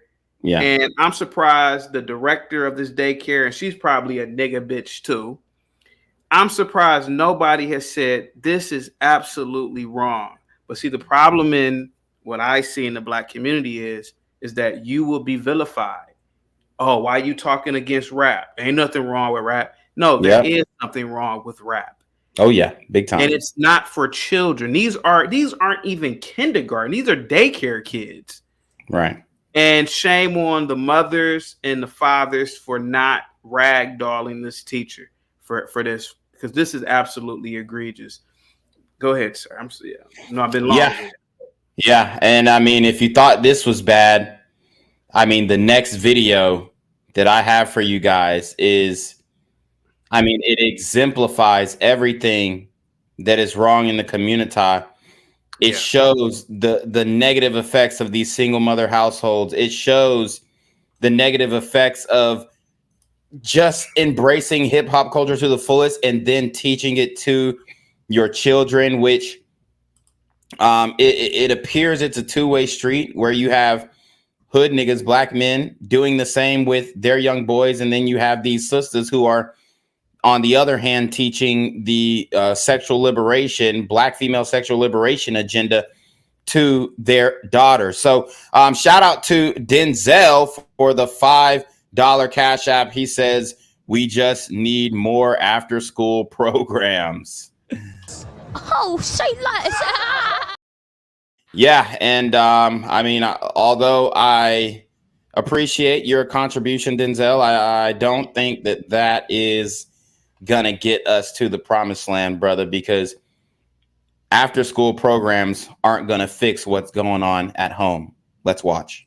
He just ate my ass, he wanna switch. Now I'm eating his ass. Eating his ass. Eating a nigga. He just ate my ass. So there you have it. If you didn't hear, guys, I will repeat it. Unfortunately, my ears are burning, but she says, and she's singing a song by Suki Hunna, a good friend of Sexy Red's, by the way. She says, he just ate my ass. He wants to switch. Now I'm eating his ass. Eating his ass. We be eating niggas' asses. And her justification for singing this song, listening to this song, playing with this song and rehearsing videos on TikTok with her daughter, which they probably filmed multiple times. So her daughter had to hear this song multiple times. Probably heard the whole song by now. Her justification was me telling my daughter everything because she's my only friend. So if that doesn't tell you this is a single mother household, I don't know what else does. All right. So here's the issue. She's telling her daughter that she's involved with a man who allegedly they're trading, tossing each other salad. Inappropriate for a young girl to hear. Inappropriate for her to even acknowledge that her mother is doing sexual things in general. And I mean, it's just ridiculous while she is wearing the bonnet as well. All right. It's just the nail in the coffin for these single mother households. All right. And the problem is she is having relations with another man, which if that man was willing to marry her, then we don't have a problem with it. But once you have a child and now you're involving another man in that situation, we all know that statistically, the likelihood of abuse skyrockets by, if I'm not mistaken, 34%. Okay. So when you invite a non-familial male into the household as a single mother, you increase the likelihood of abuse of that child by 34%. So there's so many things going wrong with this. And this young lady is already put at a disadvantage. And you can tell by her shirt, she's also teaching her the black woman is God, black woman is queen agenda. But how can you couple that with listening to music like this around your child? How can you teach your daughter the black woman is queen, the black woman is God, and then also on the other hand, Pound Town just left Pound Town, go fuck any nigga that you want to for money, and eat a nigga's ass, we be eating nigga's ass? How can you couple the black female is the goddess rhetoric and agenda with doing this? It's just completely backwards. It's an oxymoron. It just doesn't work. And it's leading these children down a path of destruction. These are the parents, guys. These are the parents. Believe it or not, that's what we have as parents in the community. And you wonder why shit is so bad. Shout out to Denzel again with the $10 Cash App. Denzel is about to be a damn sponsor of the stream. Okay. So he says for that. Oh, that was sarcasm. My bad, bro. Oh, okay. So he's saying the after school program thing was sarcasm. Okay. Gotcha. Well, I appreciate your input, and, keep the donations coming. I'm going to keep reading you guys' donations. As you guys know, I am shadow banned. I am censored on YouTube. I am demonetized. They won't let me earn a coin on this app. So if you will, hit the Patreon, the GoFundMe, buy the merch, cop the merch, really, because I really want to see y'all in some Trump is a Blood t-shirts. But appreciate the donation, Denzel. I keep telling you, consciousness over coochie, politics over punani. So, Chaotic, I have a question for you. Yes, sir. Now, seeing this and seeing the parenting that we have in the community, and I'm not done. Yes, sir. What percentage of the single mothers do you think are doing this type of thing where they're listening to inappropriate rap music in front of their children, maybe even participating in singing these songs and involving their kids in the toxic rap culture, as we call it? What percentage of single mothers do you think are really involved in this type of nasty business here? Let me break it down like this. Overall, assuming that a kid was born, we're talking about young, under the age of 18, right? So we're talking about a kid that's born between 2016 and now, born to either a millennial mother, Gen Z, and what's the other generation? Overall, if you mix, or even Gen X, right? Because some Gen Xers gave birth in 2000. Gen Xers gave birth in 2004, or I'm sorry, 2005 on up. I would say overall, maybe 50%. Yeah. Now, if you take away Gen X, millennial, and Gen Z are left, then obviously the percentage might go up. Millennial women, you know, you're talking about the oldest millennial women are 41, 42, I think. You're talking about an older woman who probably still listen to, you know, she probably still listen to Sade, Anita Baker, Erykah Badu. Yeah. Now your Lauryn Hill. generation, Lauryn Hill, your generation of women, brother, please forgive me. It's probably 75 to 80%. We're cooked. Because they believe it's normal. So any single mother who's a part of Generation Z, about 80%, unfortunately, who have children. So I would give it about 80%. And my number is just based on an arbitrary measurement. Anecdote, observation. Observation. Going to, being a teacher. But yeah, man, it's really bad. And what's even crazier about it is the belief that this is normal. Like that's what's even insane about it. Yep. Yeah. But yeah, definitely. And it's probably gonna get worse. I don't know what the generation after you is, but it's probably gonna get worse when the upcoming generation starts to have children. And I gotta say it, man, I think that men have gotten, either men are really stupid now. They embrace this culture so much that they don't see anything wrong with it. But me seeing this is child abuse at the highest level, if you ask me. Yeah, I agree. And here's the thing. Here's the catch-22 with this sexual revolution, glorification of the modern woman, specifically the modern Black woman agenda. Here's the issue. Men who don't have control over their sexual urges, all of this benefits them.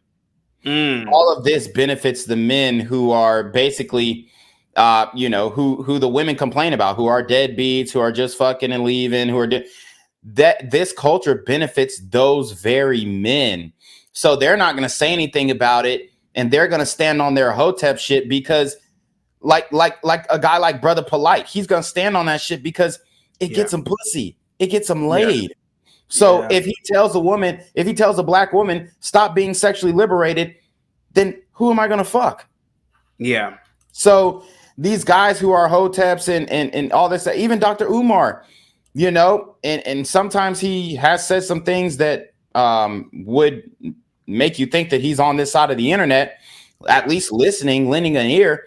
But even him, he's got baby mamas and all that shit too. So, a lot of hypocritical things going on in the community, especially with our quote unquote civil rights leaders.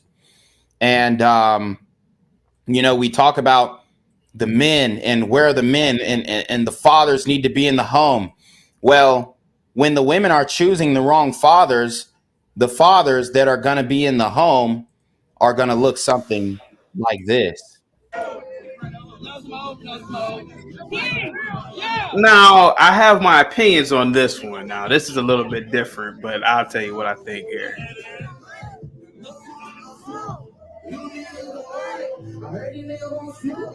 Yeah.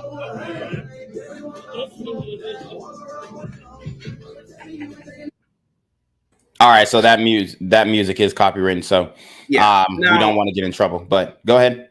Now here goes. Now this may sound really weird because I saw this last night. Okay, let me be. Now the music, in my opinion, is deplorable, but these guns are fake, or even if they were real, it's a thing of 2A, right? Yeah. We see people of all races. They have their babies, their infants in photos with them holding all types of rifles. I get that there's an element of gangsterism here, but I don't. This is a tough one for me. Yeah, and I know the confliction that you're having. You're saying, the white boys, they hold their firearms and they're going out hunting. But here's the thing: we all know in the community, niggas don't hunt.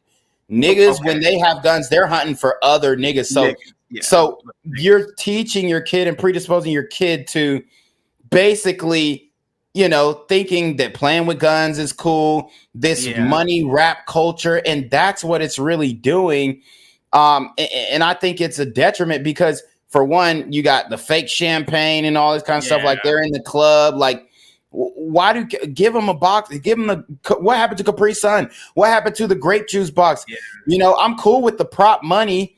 Like, that's cool. And even if you had, I don't know, maybe water gun fight or a Nerf gun thing. But I just think that gun, for one, is just too blatantly.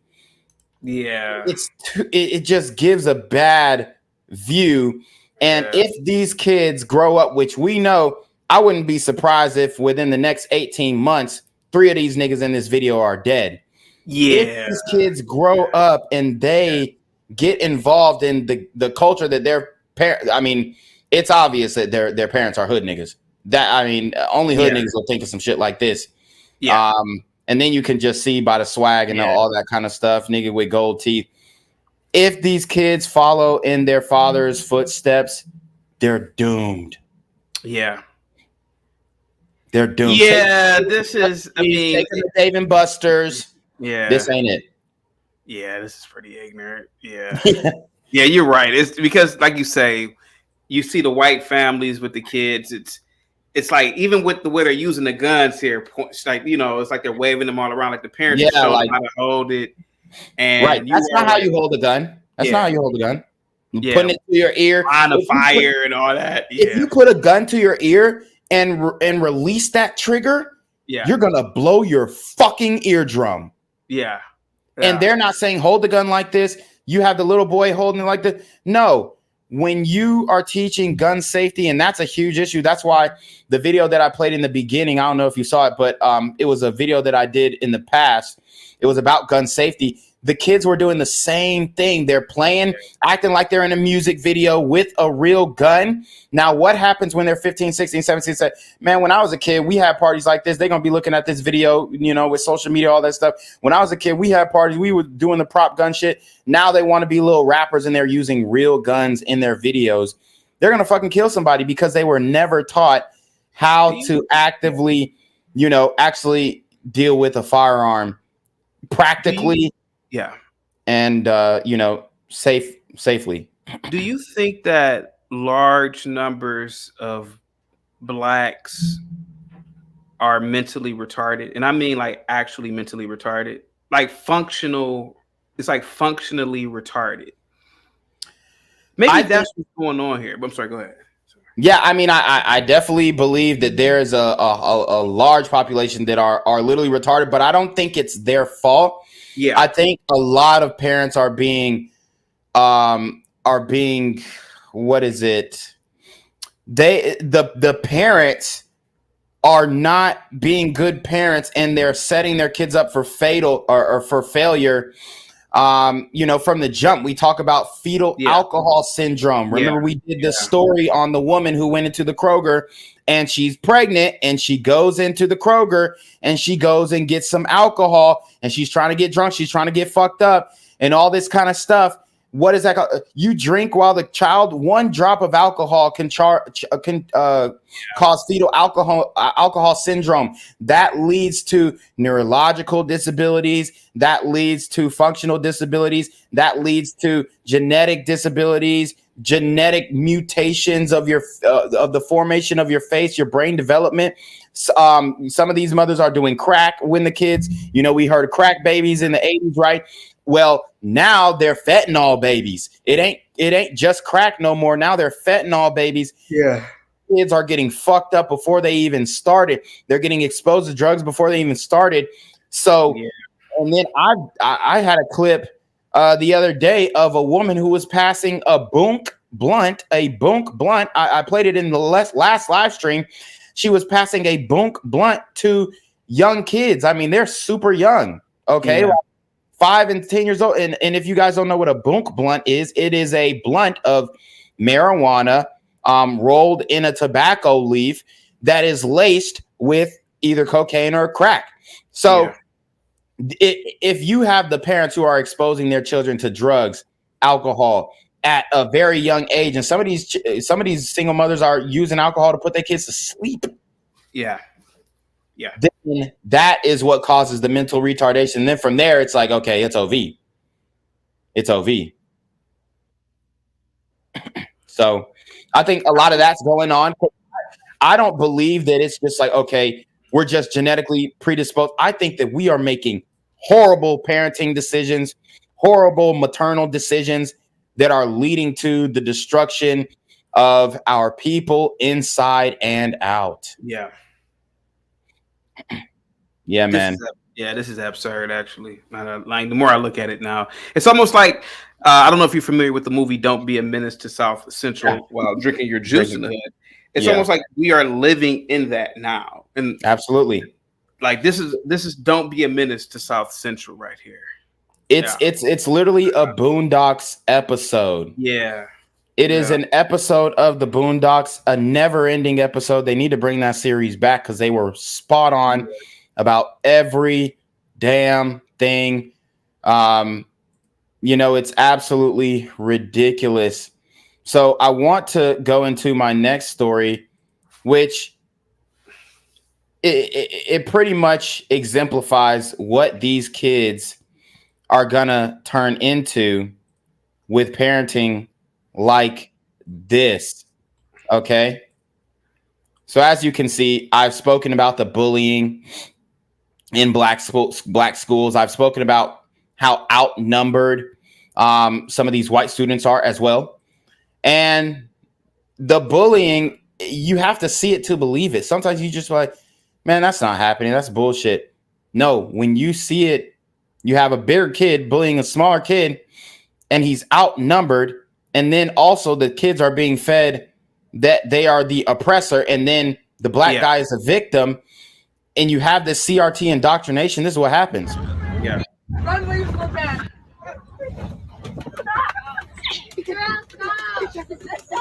I want to point out that he's not even connecting. So this kid, he hit him one time out of all that. Yeah.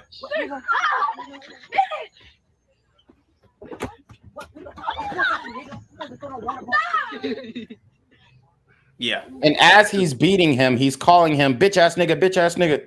Yeah. He's not even black. This is absolutely horrific and disgusting. Yeah. Yeah. Yeah. And this is the type of shit that is being bred, and then give it a few years, and they are looting the U-Haul trucks, looting the Amazon trucks. Yeah.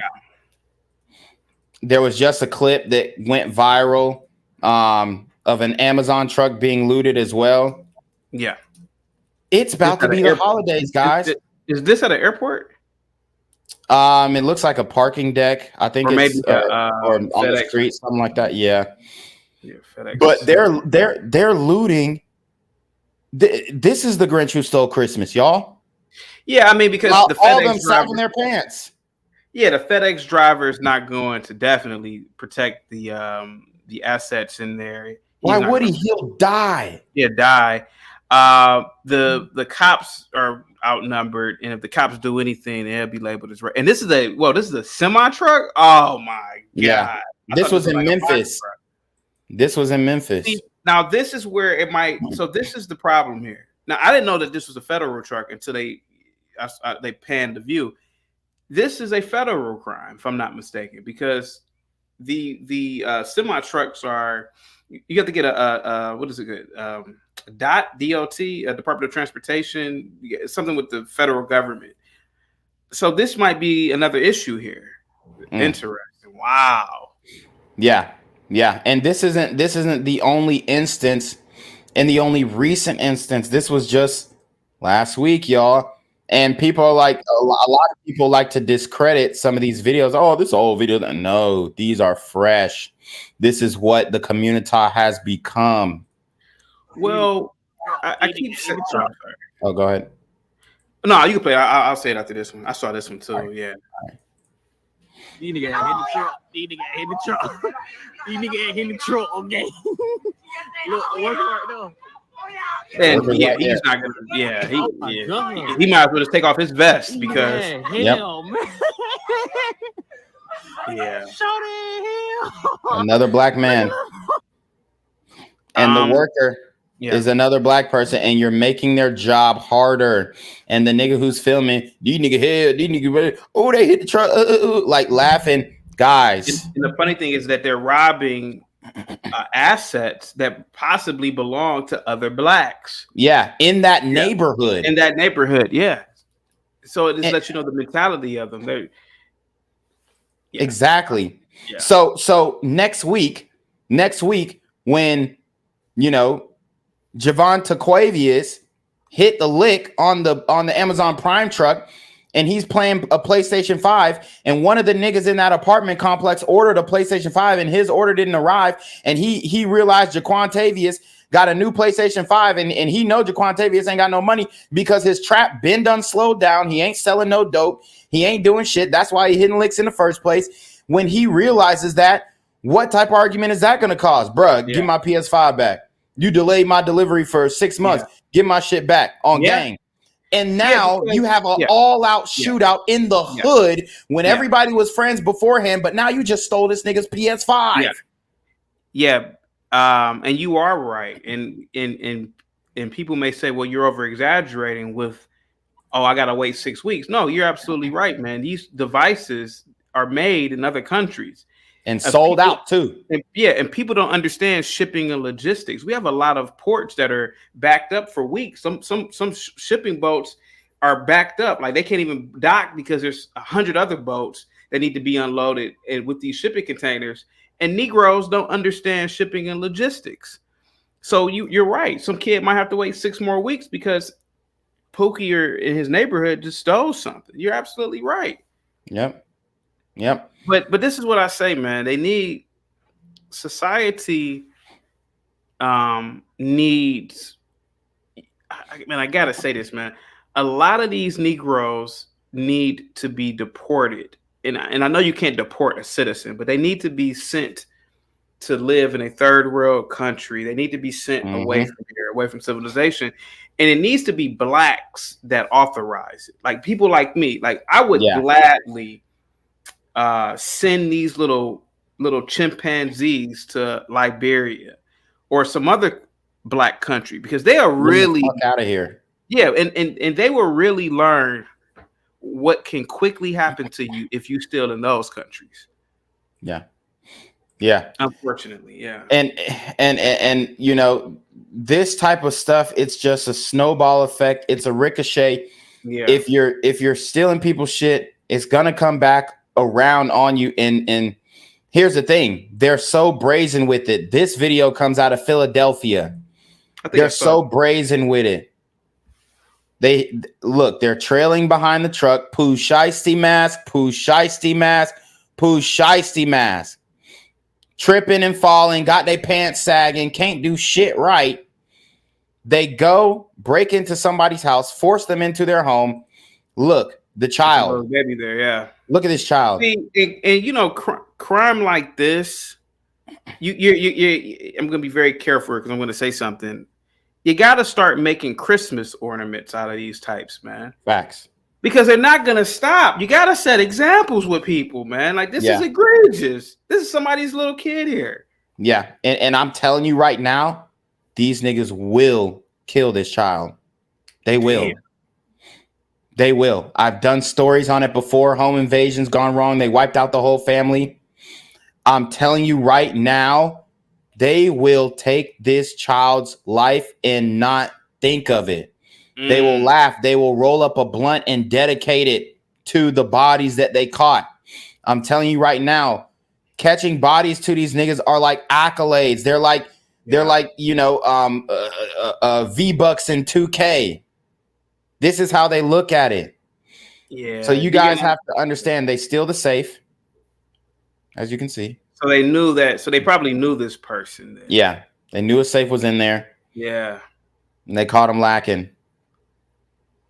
Yeah, you gotta have to, I mean, like I really, I don't know what the relationship was between that person that got robbed. Maybe he, was a criminal himself. But possibly.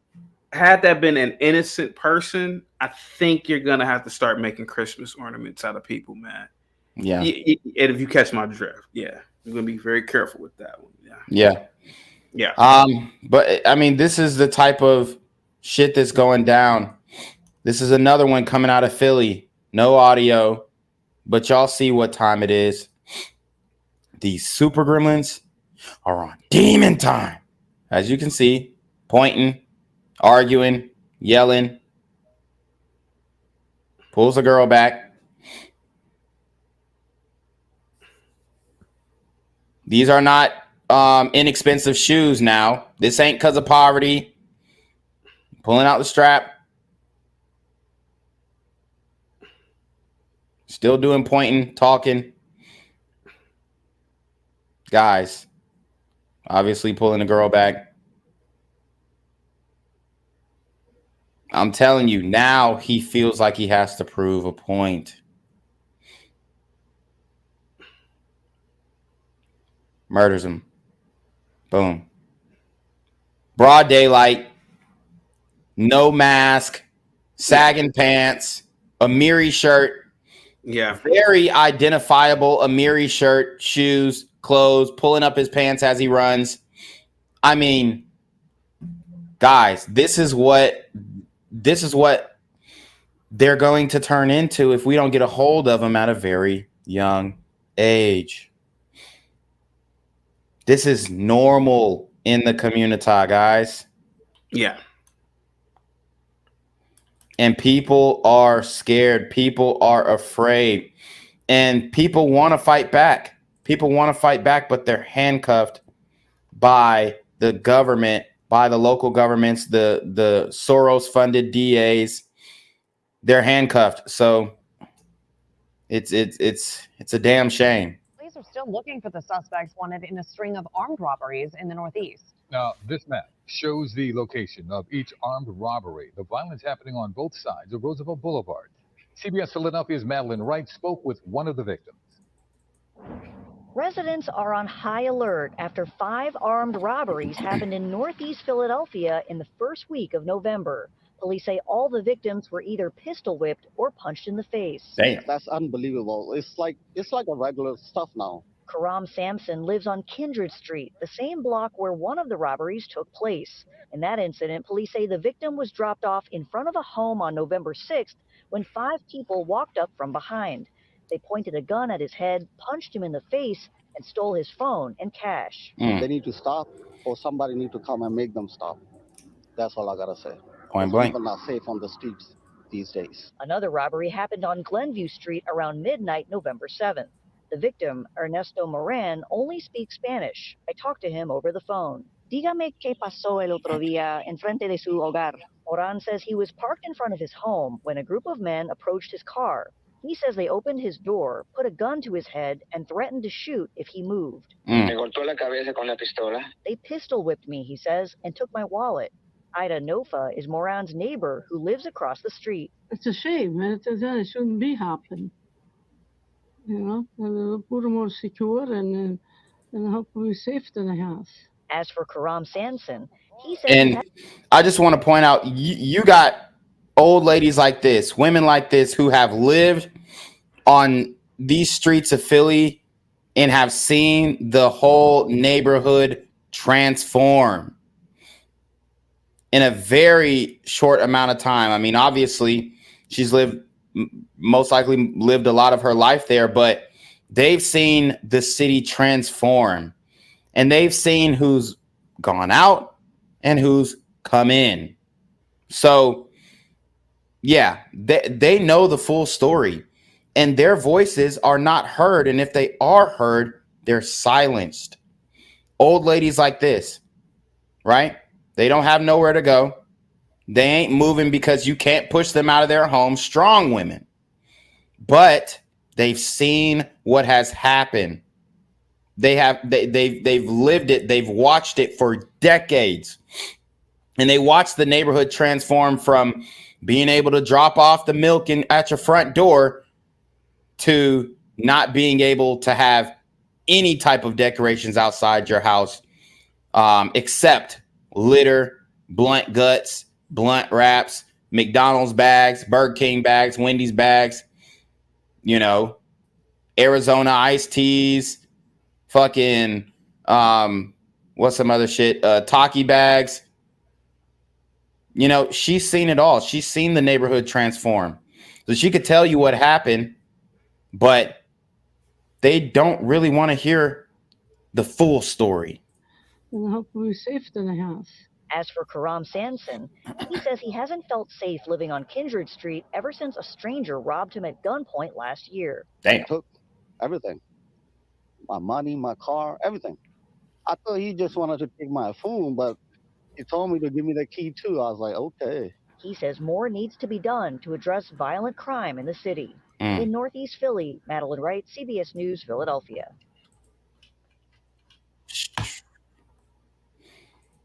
Telling you guys, this is only heating up in Philly.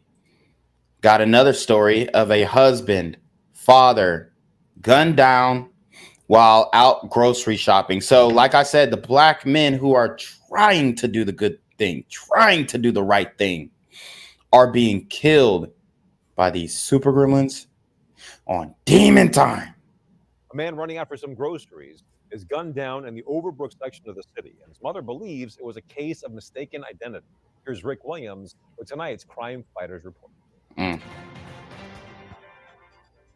Quinzel Bradley Brown was a husband, father of 4, and former National Guard reservist. The 28-year-old also had a lot of interest. He loved the hip-hop industry. He was a comedian. And that was the death of him right there. There you have it. I mean, although his death was not necessarily hip-hop related, hip-hop culture has direct culpability in this man's passing. And I would stand on that. I guarantee before the little ninjas who pulled out and killed him, they were listening to some hardcore hip hop lyrics. I guarantee that. Some and I drill. guess after this one, yeah.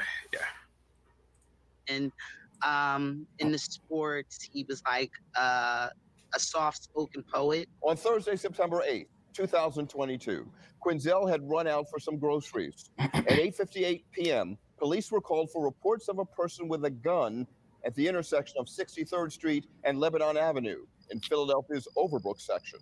When they arrived, they found Quinzel had been shot multiple times. He was pronounced dead at the scene. His mother says he hadn't even lived in the area a year. He was there for 7 months. He moved there in February. By September, he was murdered. Woo! And just like that. Yeah. And moving to Philly, this is why you guys must watch my channel. If he watched my channel, it would have saved his motherfucking life. Because I would have told you right there. He could have been in the comments section. Should I move to Philly? Absolutely not. 525 plus murders in 2021 and rising. Guys, it's not a joke. Philadelphia is a no-go zone. Just like LA, just like Atlanta, just like all these other major Democrat cities. The city of Philadelphia is offering up to $20,000 in reward money for information that leads to the arrest and conviction of the person responsible. All you have to do is call the Citizens Crime Commission at 215-546-TIPS. All calls will remain anonymous.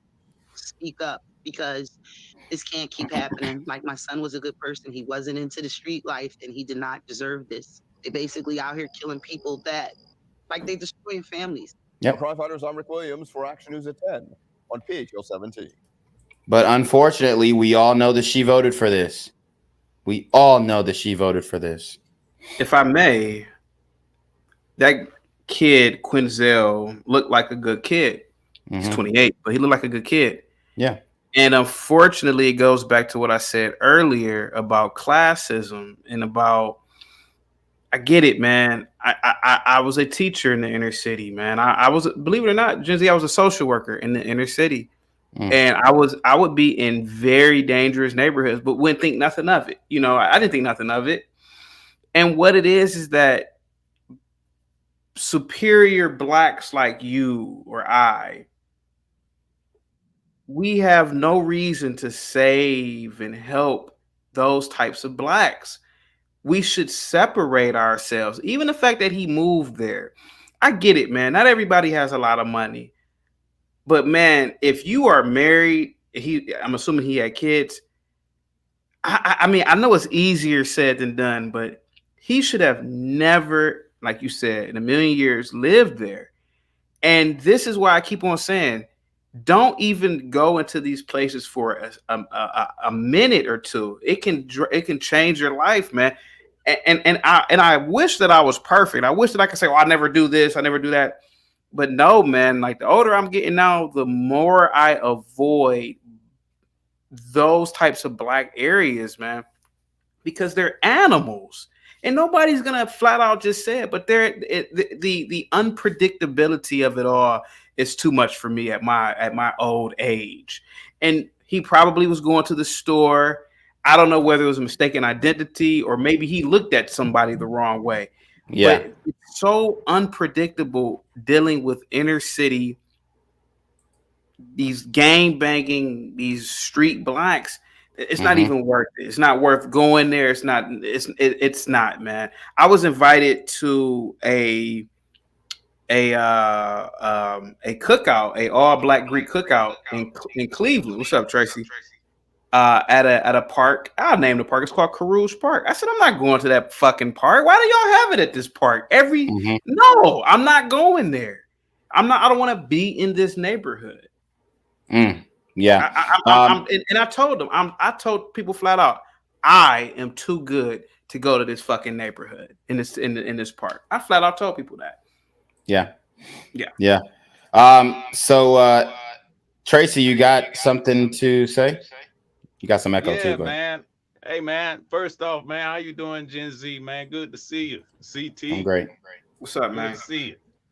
Yeah, but I wanted to come up here and ask you, Gen Z and CT, what do you think? I mean, now that you see this, CT, do you think it's DNA or you think it's, just those blacks? I've already said it, man. I mean, there is a subculture of blacks, whether it's DNA or nurture. I have no idea, man. But there are measurements, and you can clearly analyze these types of blacks. Now, to a degree, I kind of do agree. It is kind of some DNA stuff. I don't believe that. And it's gonna sound messed up, man. I think what happened with blacks is that we never went through a plague, like a bubonic plague or something. 1/3 of the white race was killed off because of a bubonic plague. You could possibly argue that's probably why they aren't really, like, they don't have a level of violence the way that we do, like on a social level. Yeah, they now when it comes to wars, they're about it with wars. But you don't really have like these neighborhoods with whites doing these things. And I think it's because I think large pockets of their degenerate class was wiped off the face of the planet. But that's too, I don't want to, that's too, it might be some sort of genetics, bro. And it might be the fact that I think a lot of blacks are just stuck in the Stone Age. Well, all I know, the DAs across these inner cities need to start prosecuting and locking these little boys up, man. And that's the main thing of it all. Yeah. And everybody all can agree on that, man. Gen Z, man, you're doing a damn good job, man. Keep it up, bro. But I wanted to jump on here and just doggone ask that question, CT, now that you've seen some of that, do you consider it actually being, DNA? Yeah, I think a lot of it is DNA. But I think a lot of it is DNA. All right, but good to see y'all, man. I'm about to head in for the night, man. Good to see you. Sounds good. Peace.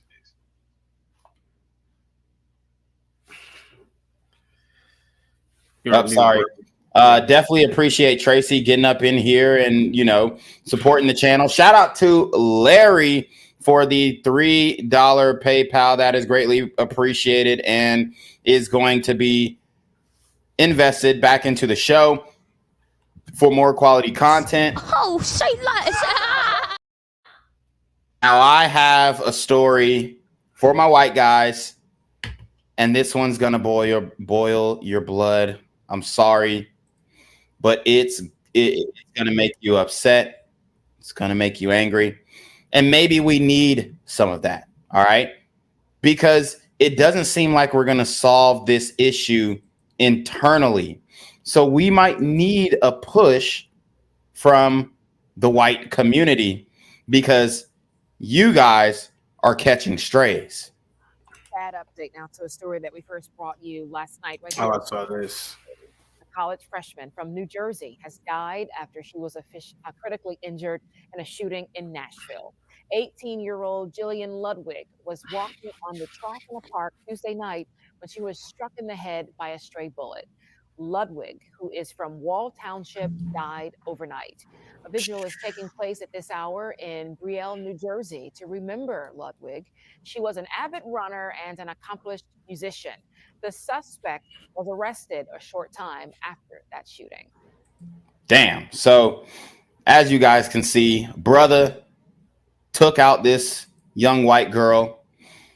Guys, we talk about the cross-racial crime. We looked at the data in our last stream. We can revisit it as well. Multiple studies that show that black on white crime is 10 times more than white on black crime. And it's an unfortunate reality that I think a lot of black people don't want to accept and don't want to acknowledge because it hurts us in the racism victimization Olympics. So you have these cross-racial crimes that are usually done from blacks to whites. Unfortunately, it doesn't bring me joy to say it. All right. But this is hurting the community and it's getting these people pissed off. I know that you may not see it in manifest in physicality. A lot of white people who are aware of these things have taken the approach. As long as you don't, mess with me and mine, I'm good. But situations like this, they're unavoidable. And, when it comes to keeping your family safe, you can't be with your family every single second of the day. So there's a possibility that your family members may be touched by this violence. So what we're doing here is spreading awareness, right? Spreading acknowledgement, saying, hey, as black people, as a community, we're here. We acknowledge this happened to your community. We take full responsibility. We take accountability. We're going to try and get our people in line, which it's going to take one person at a time in the community. And obviously we need leaders who are strong, who are steadfast, and who are looking for accountability, not just people who are trying to be civil rights leaders and collect a check. But we need somebody to say, hey, man, some of these cats, they ain't gonna make it. They ain't gonna make it. So I'm gonna actually put a question in the chat, and I want you guys to answer it truthfully as we go over this story. In Nashville, a college community shaken after a student was killed by a stray bullet. Now questions about why the suspect was released from custody this year. Here's Blaine Alexander. All my life you have been so. At Belmont University in Nashville, gun violence has hit home. Police say 18-year-old freshman Jillian Ludwig was walking on a track in a park when nearby 29-year-old Shaquille Taylor started shooting at a passing car. One of those bullets hit Jillian. She was rushed to the hospital and later died. A music business major from New Jersey, Jillian loved running and playing the bass, according to the university. It's hard to believe. She's gone only 6 weeks in college and rising star. Now, grief is mixing with outrage. I would put this squarely in the category of preventable gun violence. According to the Nashville District Attorney's Office, Taylor was prosecuted in April for aggravated assault with a deadly weapon. April of 2023. He's charged with aggravated assault with a deadly weapon. And guess what? They deemed him, but deemed incompetent to stand trial. That's the mental illness excuse. That's what the black women fought for. To give these niggas the mental illness excuse. His charges were dismissed, and they are claiming, screaming to high heaven that black people get prosecuted more and we get 20% more of the time. if a white man did this, I guarantee he'd be in prison. There's no doubt in my mind. Toxic white male with a MAGA hat, lock him up. This brother was deemed incompetent. Y'all know he ain't no fucking incompetent to stand trial. He could have been high. I'll give him that. Probably still had that fetty in his system. But I guarantee you sit down with this nigga and you smoke a blunt with him. Man, I finessed the hell out of that court, bro.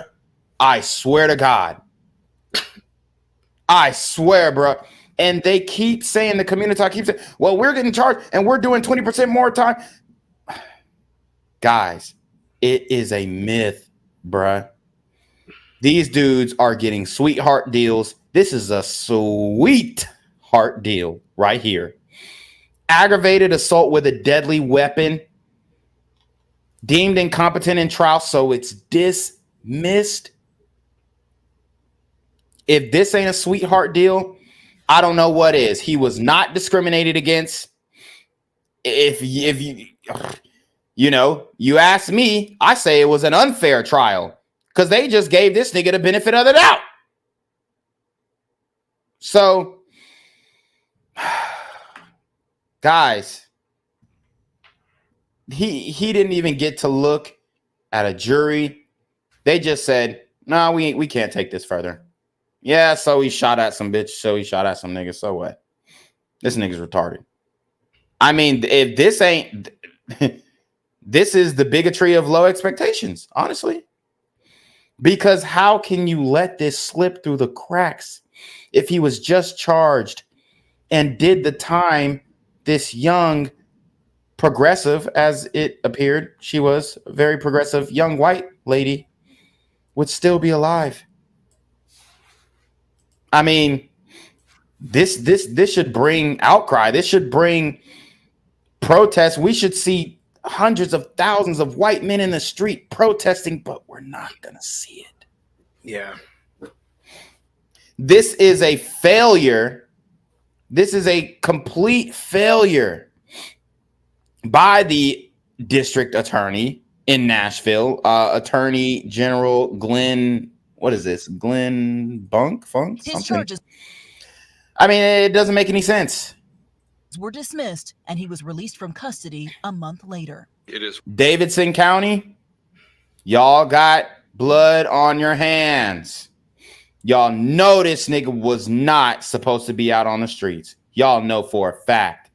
worth looking at the gap that exists between someone who is deemed incompetent to stand trial and yet winds up then in a place where they can be on the streets, untreated and armed. Tonight, Taylor remains in jail. Jillian's family is remembering. Untreated? Treated for what? Nappy head? What the fuck is he supposed to... Bruh, they literally think this nigga's retarded and he's just finessing. Yeah. He's just finessing, bruh.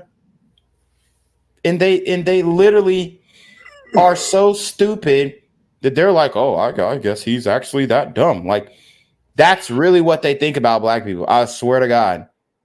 And niggas walk into it. We really do. We walk into it. We embrace it. As a matter of fact, we want them to continue to still think of us in this way so that we can get away with shit like this. Not me, not you, not the guys on my channel, but the hood niggas, the Thug Max Alpha Simps that I keep talking about. It's the reality. Her as creative, compassionate, fearless, and on the cusp of so many successes, writing, she was senselessly robbed of those opportunities, and we will miss her dearly every day. Blaine Alexander, NBC News. Thanks for watching. Stay updated. Wow. I mean, I'm telling you right now. So we're going to hear from the parents. Hopefully they say something impactful. Although I'm guessing they're going to be on that forgiving shit.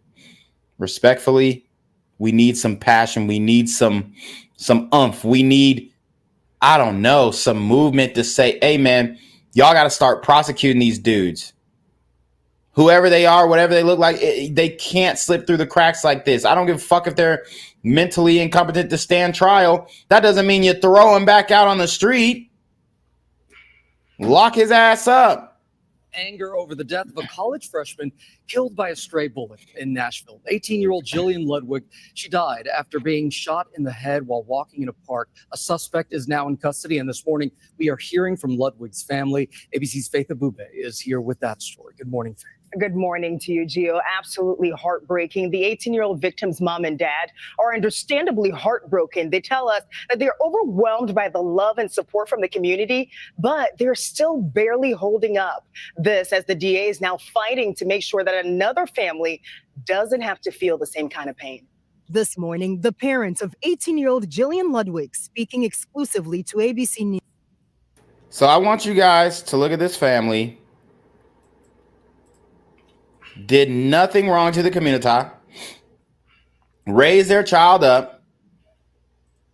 She's going on to lead a successful life, and everything is shattered in the blink of an eye. This is how these super gremlins are affecting lives on a daily basis. It's not right. It has to stop. And if we do not work within to hold these super gremlins accountable in the community, I'm telling you right now, we're going to face a backlash like no other. And I just fear that we are not going to get our shit together in time for people to say, hey, we're fed up with this shit. We're fed up with y'all claiming victim and you're out here catching bodies. Because let's keep it a buck. This guy who just got his charges dropped, he's claiming victim, mental illness. I'm black. I'm mentally ill. I'm this. I'm that. I'm an addict. Da da da da. Stack it on. I'm depressed. I'm facing this. I'm facing that. Baby mama drama. He's adding on the victim Olympics accolades, and all that does is enable him to do what he originally sought after, which was to wreak havoc in the streets, take someone's life, smoke a drugged out blunt to what he deems as a personal accomplishment. Guys, these super gremlins are on demon time. ABC News telling us they're living every parent's worst nightmare. To lose a child, there's no words. Authorities in Nashville considering possible new charges against the 29-year-old man police say fired a bullet that hit their daughter in a public park. So my question is, what the hell is going to happen now? If he was too incompetent to stand trial initially, what the fuck is going to happen now? Because in theory, he would still be too incompetent to stand trial to this day. It doesn't make sense. I'm telling you guys, the left has infiltrated every facet of government, every facet of operations, every facet of corporate America. They have a stranglehold and they're getting what they want. They're out for blood. They're out to prove a point. They're out to prove their dominance. They're out to restructure, reform, and, shake up the criminal justice system, undo decades of quote unquote oppression. I'm going to keep it a buck. A lot of them niggas deserve to be locked up. 94 crime bill. A lot of those niggas deserve to be locked up. And now you're starting to see it where they're flooding these people in the streets. They're letting people off. They're giving them another chance. They're not holding them accountable. And then niggas are showing their ass. A bullet striking the college student in the head, sending her to the hospital on Wednesday in critical condition. Ludwig fought for her life, but died just a day later from her injuries. Her parents devastated.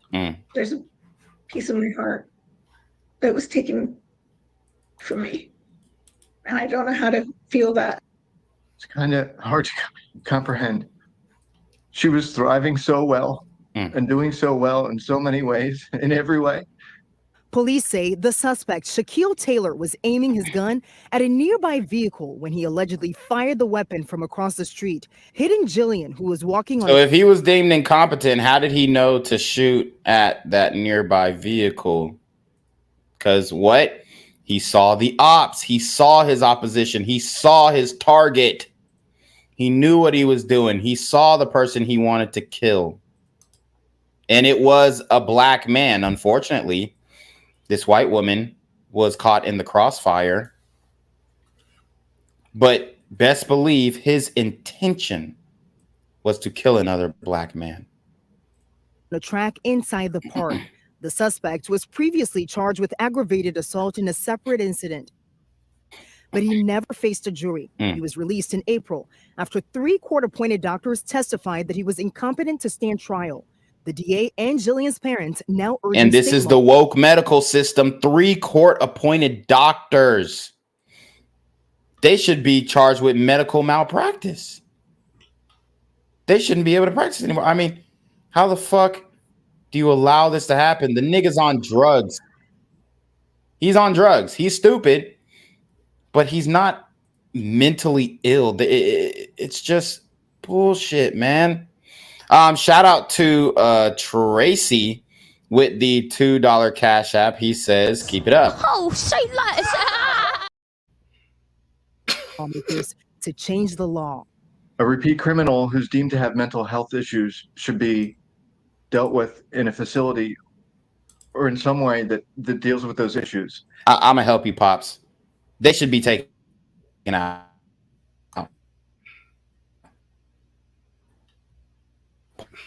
Point blank. The block up, spinning the block, endangering other black people, other black families in black neighborhoods. They need to be taken out back. They need to be taken care of. Point blank, period. They don't deserve to be in society. They don't need to be in no mental facility. They need to be euthanized at this point, bro, because that's the only, we need some draconian like punishments because they don't get it. Prison is too fun now. You got too many gangs. You can get too many buddies, too many pals. You selling drugs in prison. You feeling like a fucking kingpin. It's too lax. You got iPads. You got PlayStations, Xboxes. You got TVs. It's bullshit. The answer should not be to release him back into the streets. From Nashville to Ludwig's home state of New Jersey, loved ones gathering to remember her. And you're just so loved and so missed. And we are so proud of you. And you put a lot of living into your 18 years. Well, the suspect's bond was set at more than $250,000, but that was before Jillian died. If his charges are upgraded, it's likely that bond will be raised even higher. Guys. Okay, Faith, thank you. Sheesh, man. And we're going to learn more about this story and, you know, how the family's feeling, how everybody in the city is taking it. But this is just another example of these cross-racial crimes. And I'm probably going to chop this section up and, you know, for the people who don't see the live, because these stories need to be told. Okay. People, they literally think it's not happening. Like when I'm on my channel, black people get in my comments and they're like, man, this is just a one-off. No, bro, it's not. It is not a one-off. For the first time tonight, we're hearing from the parents of a Belmont student shot and killed last week. And they are angry, more at the justice system than the man accused. Marissa Sulik is the first. And that's one of the problems too. Yes, be angry at the justice system, but also the man accused, they need to be angry at as well, because he knew what the fuck he was doing. Whether he was aiming for her or someone else, doesn't matter. He was out for blood. Nashville reported to speak with Jillian Ludwig's parents. Marius, her parents, Matt and Jessica, say right now they are focusing on their daughter's funeral, but their next move is to turn their grief into action. It's videos of Jillian Ludwig singing on stage. Her family is clinging to. I'll forever cherish having them, but it does break my heart that I'll never see her perform live again. They say she was a remarkable musician, daughter, and sister who loved music more than anything. That's why she decided to go to Belmont and pursue her passion. Her passion ended suddenly when she was shot near the university. My girl went out for a run in the middle of the afternoon in a park 2 blocks from her campus. I mean, it's unimaginable. And it could have been prevented. Prevented, they say, if the man accused of shooting her, Shaquille Taylor, was still in custody.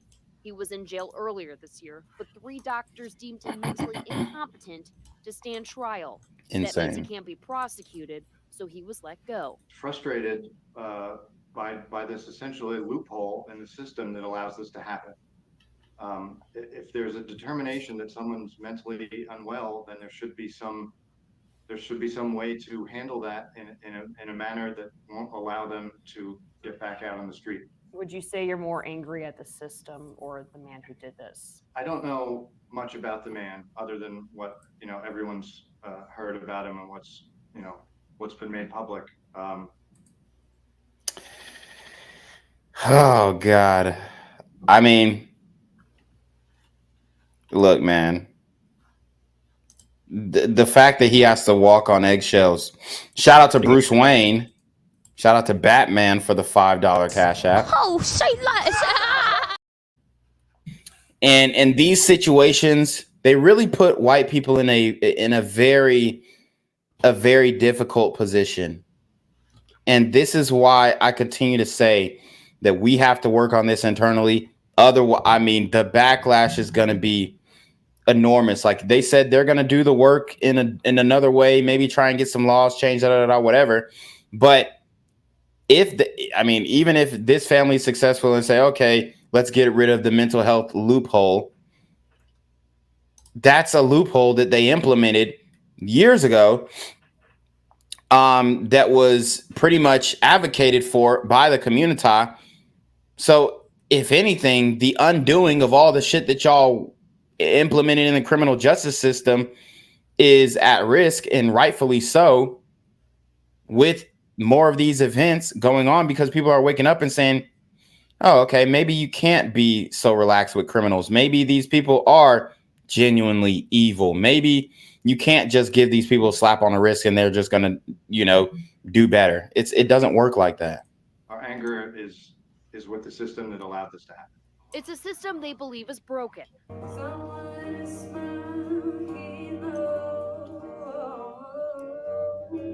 system they hope to fix in Jillian's memory, so other parents don't have to feel what they do right now.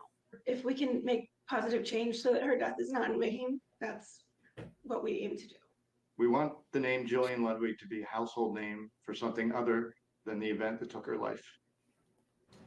Jillian's funeral is planned for Friday back home in New Jersey. I asked if they plan to be back here in Nashville for future court hearings for Taylor. They tell me absolutely. Marius. Marissa Stewart, thank you so much. So what do you think so far of this story? We've got more coming, but so far, what are your thoughts, Chaotic? It's always devastating and hard when a beautiful white angel has lost her life. I've always said that white women keep America running. Let's be honest. Society is, built for the comfort of white women. Here we have a beautiful, blonde, blue-eyed angel who was in college. And I'm also a runner. I don't know if you know that I'm a long-distance runner. Out for a run. Running is very peaceful. It's very tranquil. And a routine run ended in this girl went out for a routine run, and unfortunately it was her last run. And the tragedy of it is, had this been a black female and she was deleted by a white, there would be marches, it would be protests. That university she went to, and you went to college as well. Look at how fast people will march for blacks. We did it when I was in school. We marched in protest for black students who were getting kicked off, who had to go to judicial affairs all the time. Never once marched for anybody white. And the tragedy is that campus is not, they will go to a vigil, but they're not going to march and protest on her behalf. They're not going to demand for a safer even like off campus. They're not going to demand that the off campus environment is safe. It is a tragedy that her father has to walk on eggshells. You and I both know what he's truly thinking, but he's been pigeonholed into practicing a level of social professionalism that a lot of white men are pretty much bound to practice now. And it's unfortunate. It's definitely unfortunate that this guy can play the victim card. He can play the mental health card because society, particularly Black elites, if you will rush to his aid. You know, they will say, "Oh, he had a bad childhood. He had a mental illness. He had this. He had that." Instead of just saying this guy's a scumbag loser, like the white community would do. The white community would never say, "Oh, that guy was mentally ill." The Buffalo shooter, whites condemned him instantaneously. You know, the Buffalo shooter who killed all those blacks. Oh, whites didn't give him any excuse. And I think that's what the problem is. The problem is that Black society, white society, they give so many excuses for the Negro, for typically these types of Negroes. And you are doing the work of the Lord right now. And I think I'm going to do a show in her honor. Justice for, I forgot her name already. Justice for, what's her name again? You're on mute, sir. Jillian Ludwig. Jillian, yeah. Justice for Jillian. Because other people won't really do it. Whites won't really do it because they're terrified to be labeled a racist. Yeah. And a lot of Blacks won't do it because we don't care about anybody unless it's a dope fiend crackhead Black person, you know. And I think somebody needs to do it because I truly value the white woman, as you already know that. I value white women because I understand society is made for them. And if society is disrupted, or if the white woman is continuously disrupted, then society is disrupted. And you have a college campus full of white, beautiful women, and one Negro that goes unchecked could destroy that campus. I'm not sending my daughter to that campus. Right. It's getting sketchy there. Then you will have, even though a lot of these campuses are liberal institutions, you still don't want a decrease in student or in the student body, because it is an institution. It hires people. The graduates go on to, many of them still get underwater basket weaving degrees, but these kids go on to greater things. And you don't want families to say, "Hey, it's getting sketchy there. I don't think I want to send my kids there." Then you get a decrease in the student body. Then the surrounding area begins to be blighted because nobody goes to the school, nobody goes to the local businesses, et cetera, et cetera. And because of one Negro that went unchecked. And I'm so glad that you are covering this story. And I think I will cover this story of this beautiful white woman. Yeah, it's extremely important. Yeah. And it's a story that needs to be told. And I continue to report on stories like this, like we reported on the Serenity Holly situation where her, the Virginia Tech, or not Virginia Tech, but the, what was it, Virginia Tech? Yeah, the Virginia Tech commit, basically. She was going to Virginia Tech and she was killed by her Black boyfriend. I think I saw that. Yeah, and I mean, these situations, man, they're just heating up. And there is going to be hell to pay if we do not work internally to solve this issue. Because if we let other people do it, then they're not going to come up with the solutions that we're going to like. All right. It's just going to be straight. All right. They're going to be at that point. It's going to be, we're fed up. All y'all niggas got to go, point blank. And it's going to take some time. It's going to, I think we have a 20-year, probably a little longer span of this, but mark my words, people are not going to take this for long. You are destroying families. Yeah. And at first they're going to direct their energy toward the system. The system's fucked up. We need to change these laws that we just changed. And then it's only going to get worse. And they're going to realize that there is a deep rooted problem in the Black community and the culture that we pretty much uphold. Nashville. Yep. Oh, I do have to leave, sir, but thank you so Okay. much for having me, man. All right, appreciate you for joining the stream, Chaotic. Yep. A college community shaken after a student was killed by a stray bullet. Now questions about why the suspect was released from custody this year. Here's Blaine Alexander. All my life you have been so. At Belmont University in Nashville, gun violence has hit home. Police say 18-year-old freshman Jillian Ludwig was walking on a track in a park when nearby 29-year-old Shaquille Taylor started shooting at a passing car. Damn. One of those bullets hit Jillian. She was rushed to the hospital and later died. A music business major from New Jersey, Jillian loved running and playing the bass, according to the university. It's hard to believe. She's gone only 6 weeks in college and rising star. Now, grief is mixing with outrage.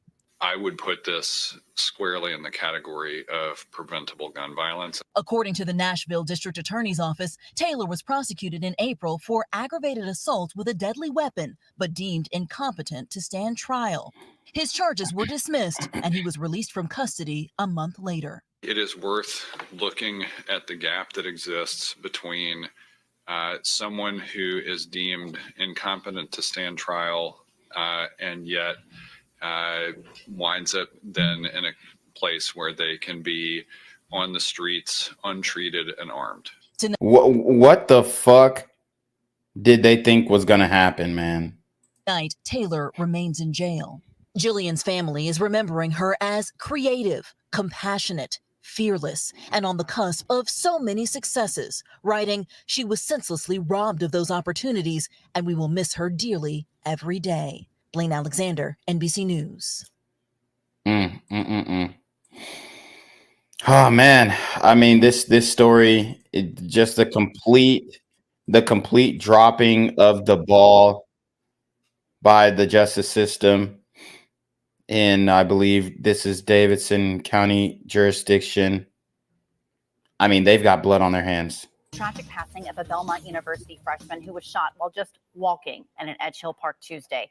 National Mayor Freddie O'Connell and House Speaker Cameron Sexton sharing a new message on mental health and violence. Also this morning, we are hearing from Jillian Ludwig's parents about this unthinkable loss.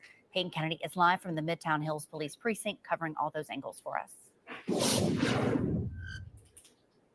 And Nikki, countless hearts aching from this tragedy. Mayor Freddie O'Connell says he sees incredible strength in the Belmont University community, though, as many gathered to pray on Wednesday.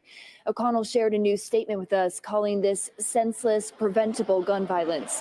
He says, "I recommitted to our participation in Mayors Against Illegal Guns, and I look forward to working with both local and state leaders to make progress on this issue." He says we're working across every possible channel to keep this city and our campuses safe. The loss of Jillian is renewing calls to change Tennessee's mental health laws. The suspect, Shaquille Taylor, has a lengthy criminal and mental health history. In another shooting from last spring, for example, we're told 3 doctors found Taylor incompetent to stand trial. However, he also didn't qualify to go to a mental health facility. Speaker of the House, Cameron Sexton, says he doesn't believe that's right. He says if you're incompetent, you should have further evaluations. Democrats point to loose gun and open carry laws as a clear problem. Representative Sexton says it has nothing to do with permitless carry and more to do with the individual. These tragic cases, though, clearly taking a toll on families like the Ludwigs. It's kind of hard to comprehend. She was thriving so well and doing so well in so many ways, in every way, just 2 days ago. And for it to all change so suddenly, it's hard to process. It's impossible to process. Metro Police say that Taylor's aggravated assault and tampering with evidence charges have been bound over to a grand jury, but they do anticipate those charges to be modified in light of Jillian's passing. Taylor is in jail on a $280,000 bond. Why the hell does he have a bond in the first place is beyond me. Live in Nashville, Peyton Kennedy, News 2. Back in her hometown in New Jersey, grieving friends and community members remembered a young woman with big dreams Reporter Stefan Kim with our affiliate WABC attended last night's emotional vigil. Inside the walls of the church in Brielle, a place where faith is fortified and strength is reinforced, agony shared the stage. The bullet wasn't meant for 18-year-old Jillian Ludwig. The loss wasn't meant for her family. And they're trying to say, oh, these illegal guns, bro. The gun is only, I mean, it's Nashville, Tennessee. Everybody has a fucking gun. The gun is only illegal in the hands of a criminal. That's what makes the gun illegal. The person wielding it. Pain wasn't meant for this community. Dawn McClinsky is the church's musical director where Ludwig played since she was 7 years old. Jillian, we love you. Nothing will replace her, but she'll always be with us in spirit. She'll be in our hearts. She was just a remarkable human. Damn. That was Stefan Kim reporting. We will continue to reach out to those close to Jillian Ludwig and follow any potential changes in the laws in Tennessee. And to catch up on the coverage, you can do so anytime at WKRN.com. I mean, like I said, guys, this is the norm. This is the new normal. And although we are having a lot of casualties in the community, obviously, these other communities are being affected by what we're doing as a collective. Like I said, we have to take total accountability as a unit. That's the only way to address this issue, to say, hey, I'm the problem in some way. Maybe I am the problem. All right. Or I'm part of a problem. Or what can I do to subside the problem? We need to start looking inwardly. Personal accountability and group accountability needs to be held. All right. At least acknowledge that, yes, this is a thing and it's a real problem and we don't support it. Denouncing this type of thing would help. But, you know, at times, I don't think the community is really ready to do that, willing even. A community in New Jersey remembering the life of one of their own. 18-year-old college student Jillian Ludwig was fatally shot by a stray bullet while away at school in Tennessee. CBS News' John Diaz joins us live with more on what loved ones have to say and the investigation that is going on. John. Yeah, well, Chris and Mary, good morning to both of you. Initially, the suspect in this case was facing aggravated assaults and evidence tampering charges. Now, while Jillian Ludwig was in critical condition, today we could find out, though, if those charges will be upgraded now that she has passed away.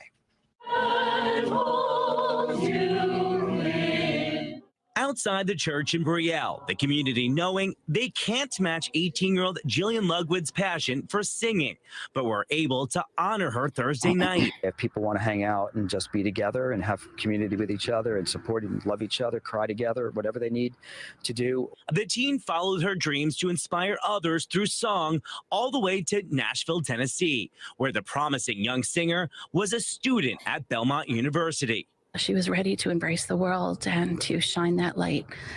And this is a very difficult time for everyone. Her music teacher says Ludwig was dedicated to improving the lives around her through volunteering and raising money for causes she believed in. Her family is now in deep mourning, with loved ones holding vigils since word of the shooting. The community is reeling. On Tuesday, Ludwig was walking in a park by her campus when authorities say she was shot in the head by a stray bullet. Police allege it was Shaquille Taylor, who has since been arrested by Metro Nashville PD. Police believe he was trying to shoot at a car from the public housing building across the street. It's unbelievable. You know, it's hard to just... You got a super gremlin trying to shoot someone long range when we already know their aim is shit is insane. It's insane. These super gremlins are on demon time. Sink in. This one hit really hard because it came out of the blue. Now, Ludwig was just a freshman at the college, only at the college for a few months. Mary. John Diaz. John, thank you. Shout out to Triple Z's with the $20 Cash App. Oh, this is my nigga Alpha Zoe. Okay, shout out to Alpha Zoe with the $20 Cash App, bro. Your donation is greatly appreciated.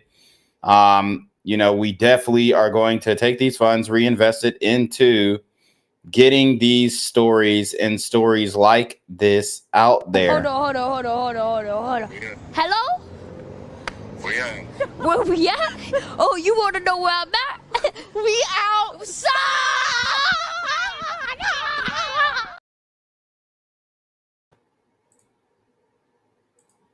Update to share tonight. The 18-year-old New Jersey college student shot by a stray bullet in Nashville has died. All right, police say the alleged shooter has a lengthy criminal background. Fox 5's Teresa Priolo is live in Brielle, New Jersey, where a vigil is being held right now. Teresa. Yes, Steve and Natasha, the community is coming together to remember the vibrant life of Jillian Ludwig. She was from nearby Wall Township. She was known around the Jersey Shore for her music, and that's why she went to Nashville.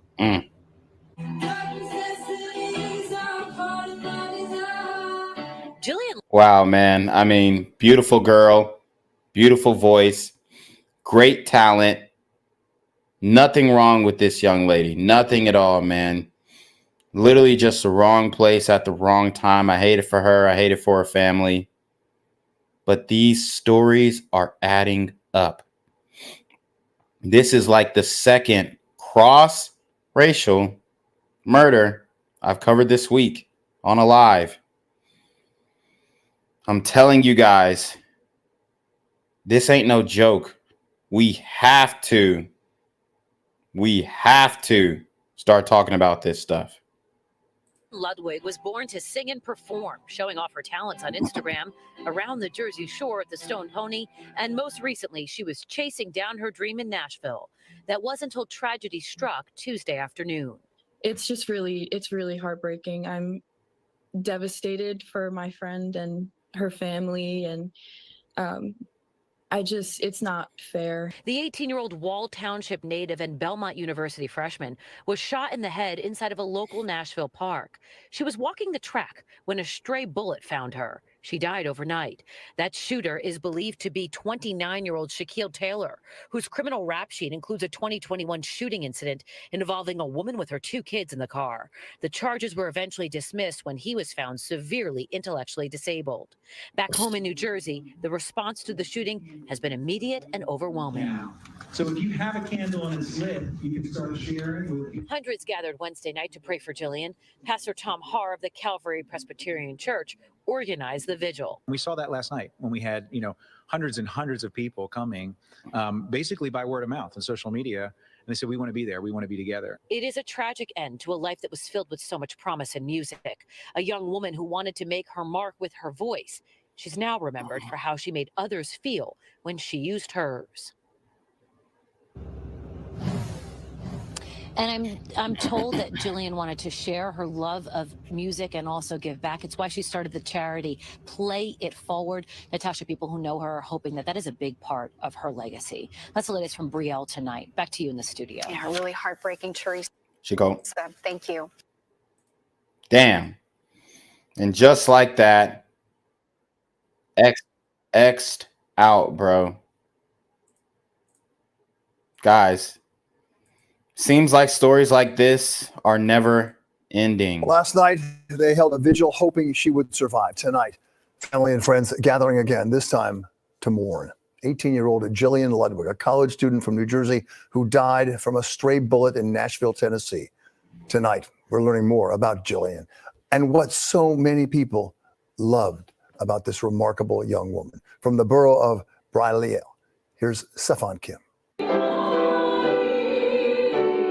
Inside the walls of the church in Brielle, a place where faith is fortified and strength is reinforced, agony shared the stage. The bullet wasn't meant for 18-year-old Jillian Ludwig.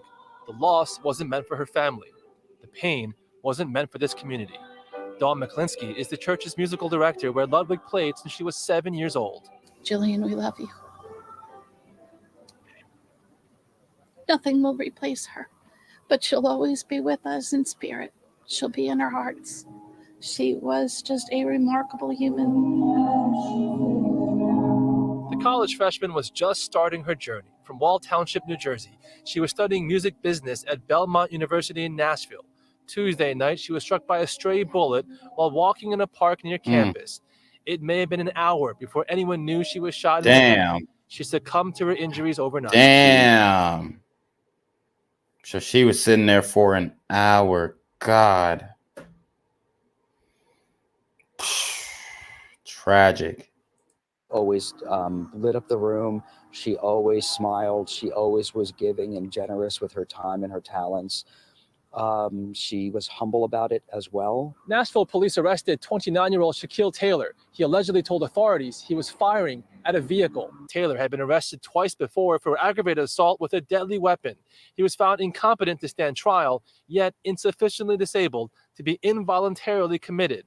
His mother testified he had developed pneumonia at birth that led to a brain infection, diagnosed as a child with an intellectual disability, graduated with a special education degree, and still functioned on a kindergarten level. Bruh. They giving this nigga all the excuse in the world, but saying, oh yeah, this nigga was just dumb as fuck. It's crazy.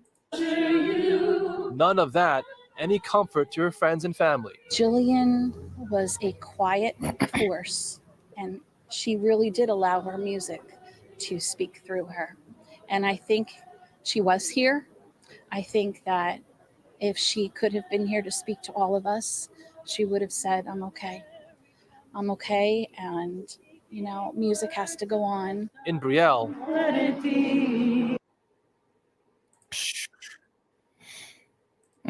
Man, I mean, so many people loved her. So many people missed her, knew how great of a person that she really was. I mean, how did they let this guy slip through the cracks? There's no way they didn't believe that this guy was going to do something violent again. There's no way they couldn't have known that.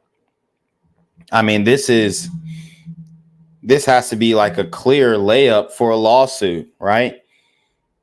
You got these folks suing police, and you know, we need to start suing these prosecutors. Okay. WSMV4 News Midday starts now with this breaking news alert. Beautiful voice, beautiful soul, just beautiful. Breaking at midday, the Belmont student that was shot in the head while walking in a Nashville park has died. We have a lot to get to on this Thursday. I'm Carly Gordon. Jillian Ludwig was a freshman. The 18-year-old was shot while on the track in the Edge Hill Community Memorial Gardens Park. She has been fighting for her life ever since, and just within the last few hours, her aunt confirmed Ludwig died last night at Vanderbilt. The man accused of shooting her was supposed to be in court this morning, but did not appear. His attorneys signed some documents on his behalf. We're working to find out when he'll be in court next.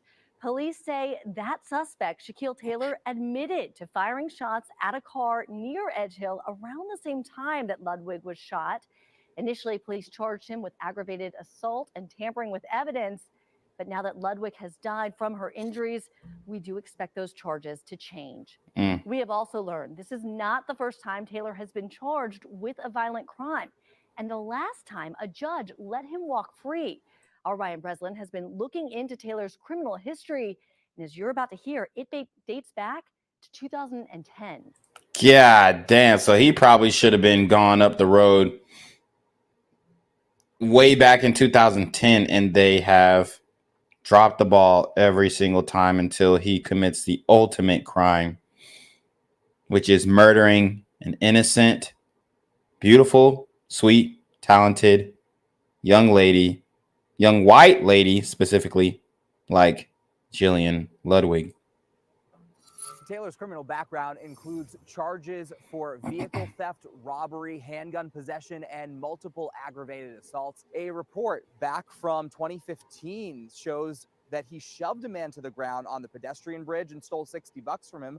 More recently, in May of this year, Taylor was charged. Damn. So he robbed him and stole $60. So he's willing to do all that for 60 measly dollars. charged with aggravated assault.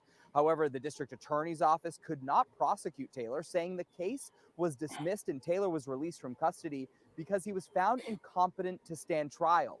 Even though he was deemed incompetent for mental health reasons, doctors that reviewed his case say he did not meet the standards for involuntary commitment to a mental health facility. This is a problem our WSMV4 Investigates team recently exposed of people deemed mentally incompetent to stand trial being arrested over and over again and then being released back onto the streets. For now in Nashville, Ryan Breslin, WSMV4. And meanwhile, multiple communities have been gathering to pray for the victim and her family. Family, friends, and classmates attended 2 prayer services last night to shine light on Ludwig's life, and they describe her as a beautiful soul, full of love and compassion for others. Hard to believe. She's gone only 6 weeks in college and rising star. Beautiful, beautiful young lady. Yeah. One service was held at Belmont, the other in her hometown of Wall, New Jersey. And now She kind of has like that Kesha look, right? You know, the pop star Kesha. I mean, dirty blonde hair. The mascara, the way that she applied the mascara. I mean, oh man, just a very fucked up situation. And as fate would have it, she ran into this super gremlin on demon time. The other in her hometown of Wall, New Jersey. And now there are concerns about the safety of people who spend time in and near the park where Ludwig was shot. So I want to show you this map for some added perspective here. So this right here is Belmont's campus. This is the park where Ludwig was shot. And then if you look right here, that's where that community housing development is. And that's where the shots were fired from. At the Midtown Hills Police Precinct is also right around the corner, but apparently that has not stopped the gunfire in the area. One man tells us he hears gunshots coming from the Edge Hill apartments all the time. Now he tries to watch out for his neighbors, and he says many of them are in fact Belmont students. And then another man says he's moving his 2-year-old daughter's bedroom to the back of their house because he's scared a stray bullet could go flying through her window.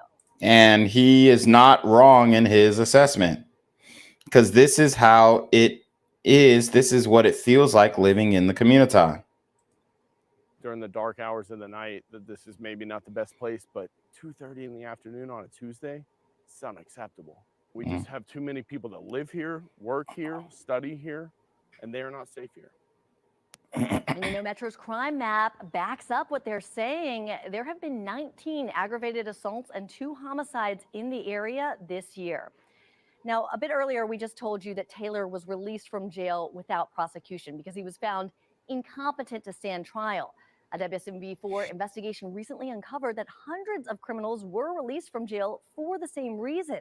To learn more about why that happened, you can watch our previous stories. They are up right now in the free WSMV4 News app. Man, oh man. I mean, this is not reflecting well on the community. I mean, I've spoken about all of these things ad nauseum, and there will be a breaking point, guys. We have to internally take accountability as a whole, because this is going to be the end of the community if we don't. People are getting fed up. Story by story, people are getting fed up. Tonight, we're learning more about the man charged in the death of Belmont student Julian Ludwig. Investigative reporter Courtney Allen made contact with the suspect's family today. Courtney. That's right, Lauren. We went to an address listed for Shaquille Taylor's family today. She called. His grandmother told me that she is extremely upset and feels like the system failed her grandson. And the district attorney's office. So the system failed her grandson, not the family, not the parents. What is she asking? What is she saying? They should have locked him up? Because these same sisters will be like, free my ninja. He's wrongfully convicted, all this stuff, deny that he even did the shit. He ain't do it. I mean, you can't win for losing with these. office has come out and said that the system is flawed. Since the Supreme Court forbids district attorneys from prosecuting people who are determined not to be fit to understand the trial process or the crimes they've committed, their charges are dismissed. They're then released back out onto the streets, often reoffending. And that's what happened with Taylor. He was charged with aggravated assault back in April, then was released in May, and charges dropped since he was found incompetent. Police say he then went on to shoot and kill Jillian Ludwig just 7 months later. He's now charged in her death. We took a look at the rest of his criminal history and found 2 cases in which he was charged with assault and contributing to the delinquency of a minor. And in those cases, he was able to plead guilty to lesser charges. So we're now looking into how Taylor was able to plead guilty Exactly. So he could plead guilty in the past, but now all of a sudden he's incompetent to face charge. I mean, this is bullshit. It's bullshit completely. times in the past, but later deemed mentally incompetent. Now, back to the case of the Belmont student, Taylor's aggravated assault and the reason I think they later was able to deem him mentally incompetent because they must have changed some type of policy within the criminal justice system to enable him to do this. They must have laxed the rules so that there was a broader spectrum of people who were mentally incompetent to face prosecution. But it's absolutely ridiculous. Evidence tampering warrants were bound over to the grand jury today, and those charges will potentially be upgraded.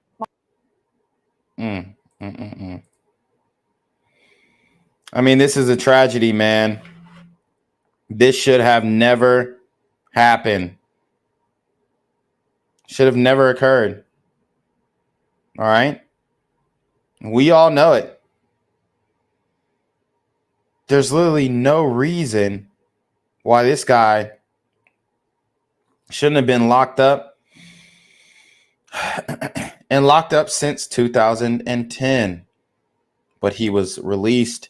He was let out. They enabled him to continue to terrorize these good people. All right.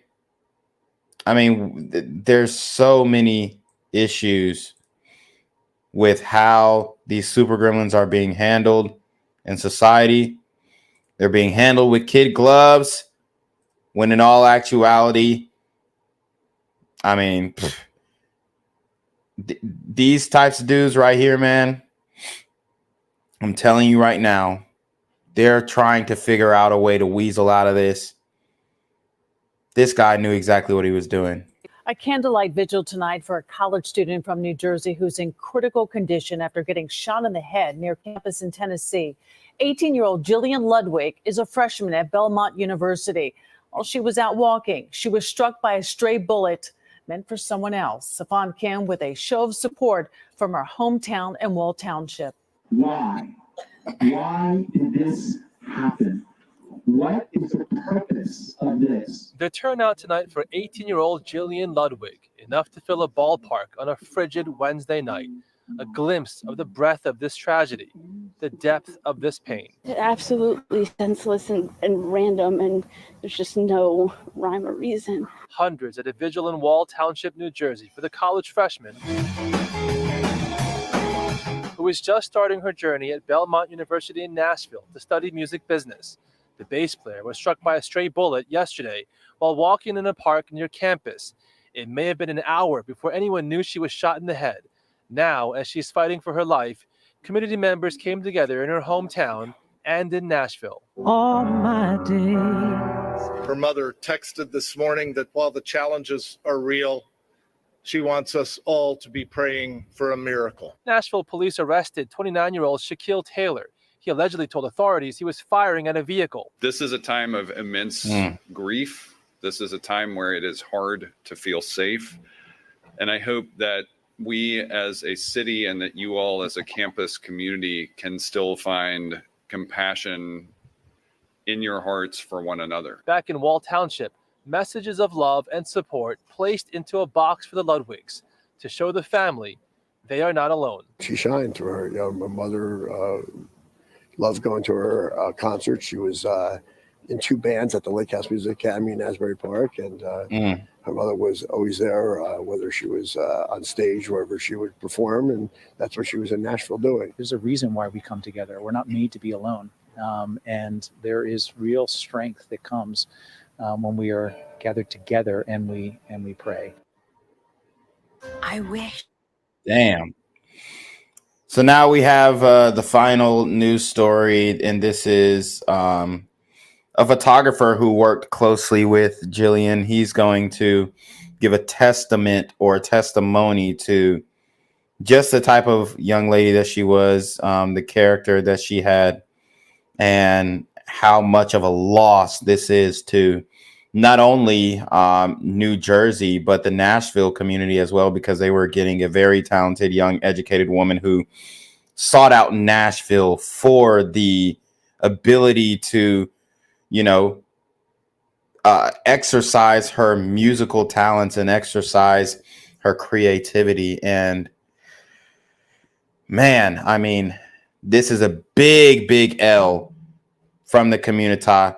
This story isn't going to hit national news because they can't have this narrative to be pretty much shine a light on. Well, tonight wraps a heartbreaking week for so many in the Nashville community, still mourning the tragic death of 18-year-old Jillian Ludwig, a Belmont freshman and budding young musician. She was killed by a random gunfire in a public park. New at 10 tonight, our Nikki Hauser shares some powerful photos of Jillian on stage showing her talent. The person behind the camera worked closely with her, watching her grow for years. While music can move people, I would get excited to go see them play. a picture says 1,000 words. These younger musicians is where my heart is. Jeff Crespi is a music photographer. At the Lake House Music Academy in New Jersey, he captures the first steps in budding musicians' careers. One of those performers, One of the sweetest girls you could imagine. Jillian Ludwig. Jeff marked the 18-year-old's music journey for years at the Academy. Here with one of her bands, here with another, and here this past summer before Jillian started her freshman year at Belmont University. Certain musicians get up on a stage and they just play. And then there's certain musicians that really show you their enjoyment and their passion. Only then was her life and her promising future cut short. For something like this to happen to somebody like her, it's just devastating. Jillian was walking alone in a park by campus when a stray bullet shot from a nearby housing complex struck and killed her. She was just one of those sweet, polite young ladies that, you look at and you just say, okay, her parents did something right. Family and friends remember her as not only talented, but so much more. Fiery, funny, and full of joy in life. From the lens of Jeff's camera, you can see it too. She was a talented musician. She played guitar, she played bass, she sang. I mean, this is somebody that you would expect to continue on that path in some way, shape, or form. Don't know.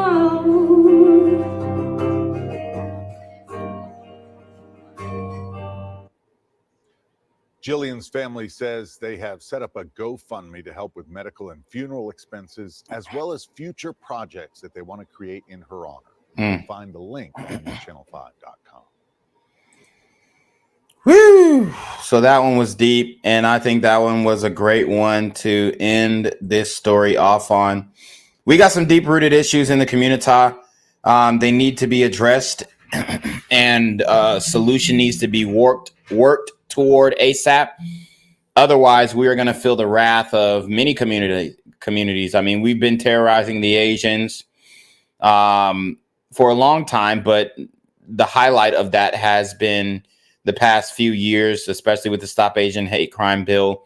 And that is really, we all know the Stop Asian Hate Crime bill.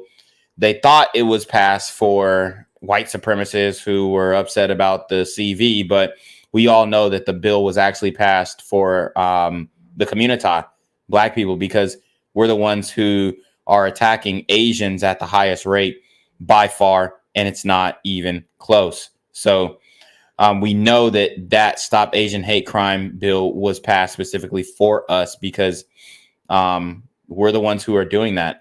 So I intend to see or start seeing some backlash from other communities that we have been terrorizing, along with the continued degeneracy, debauchery, and black on black crime that we're used to. But man, hey guys, support the channel, support the stream, like the video, comment immediately after the video ends. You already know what it is. It's your boy, the Black Gen Z Mindset, aka BGZM News 17, aka Jenquavius Jackson, and we are going to send it off to Jenquavius Jackson to take us away. Guys, please support the channel, Cash App, PayPal, GoFundMe, become a patron at the Patreon. You know, cop the merch, okay? The Trump is a Blood t-shirts. Oh my God, they're so cool. They're so sick. Great quality. They feel great. You know, I advise everybody to go cop the merch, because BGZM News 17 is not only an outlet to get the truth out, but it's a movement. And I want everyone to embrace the movement, rock the merch, walk around with it. I want to see people sending me pictures of them in the merch, you know, doing day-to-day things with their family to show that this channel is actually having an impact. So enjoy your evening, enjoy your night. Hopefully we can get some better news in the future, but I am going to be here to cover all of the gruesome, dirty, nasty work that's going down in the community, because these super gremlins are on demon time. God bless. Have a good night and be safe.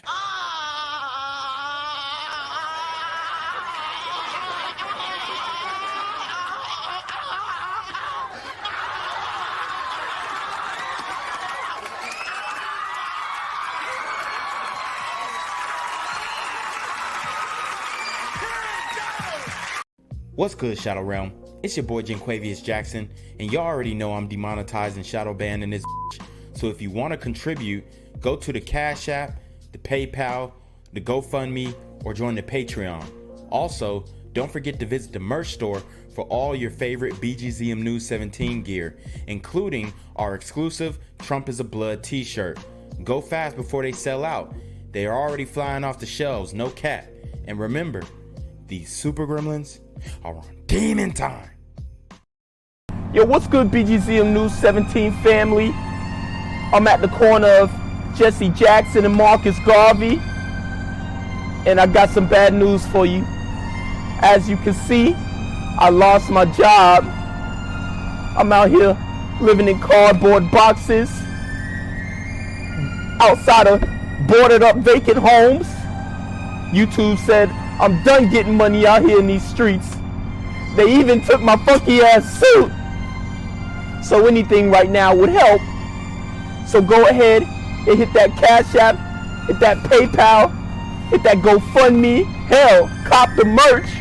Or if you want to make the long-term commitment to the Jenquavius Jackson Fund, join the Patreon so that I can continue to put out top-notch content each and every day.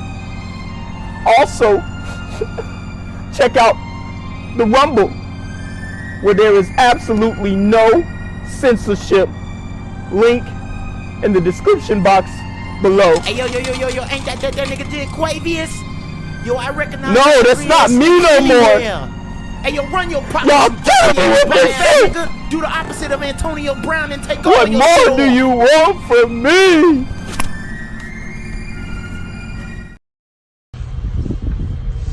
Aw, look at Daddy. He's not my dad. Really, Ava? He's not. My dad's in jail and I miss him. Gang violence and other kind of violence.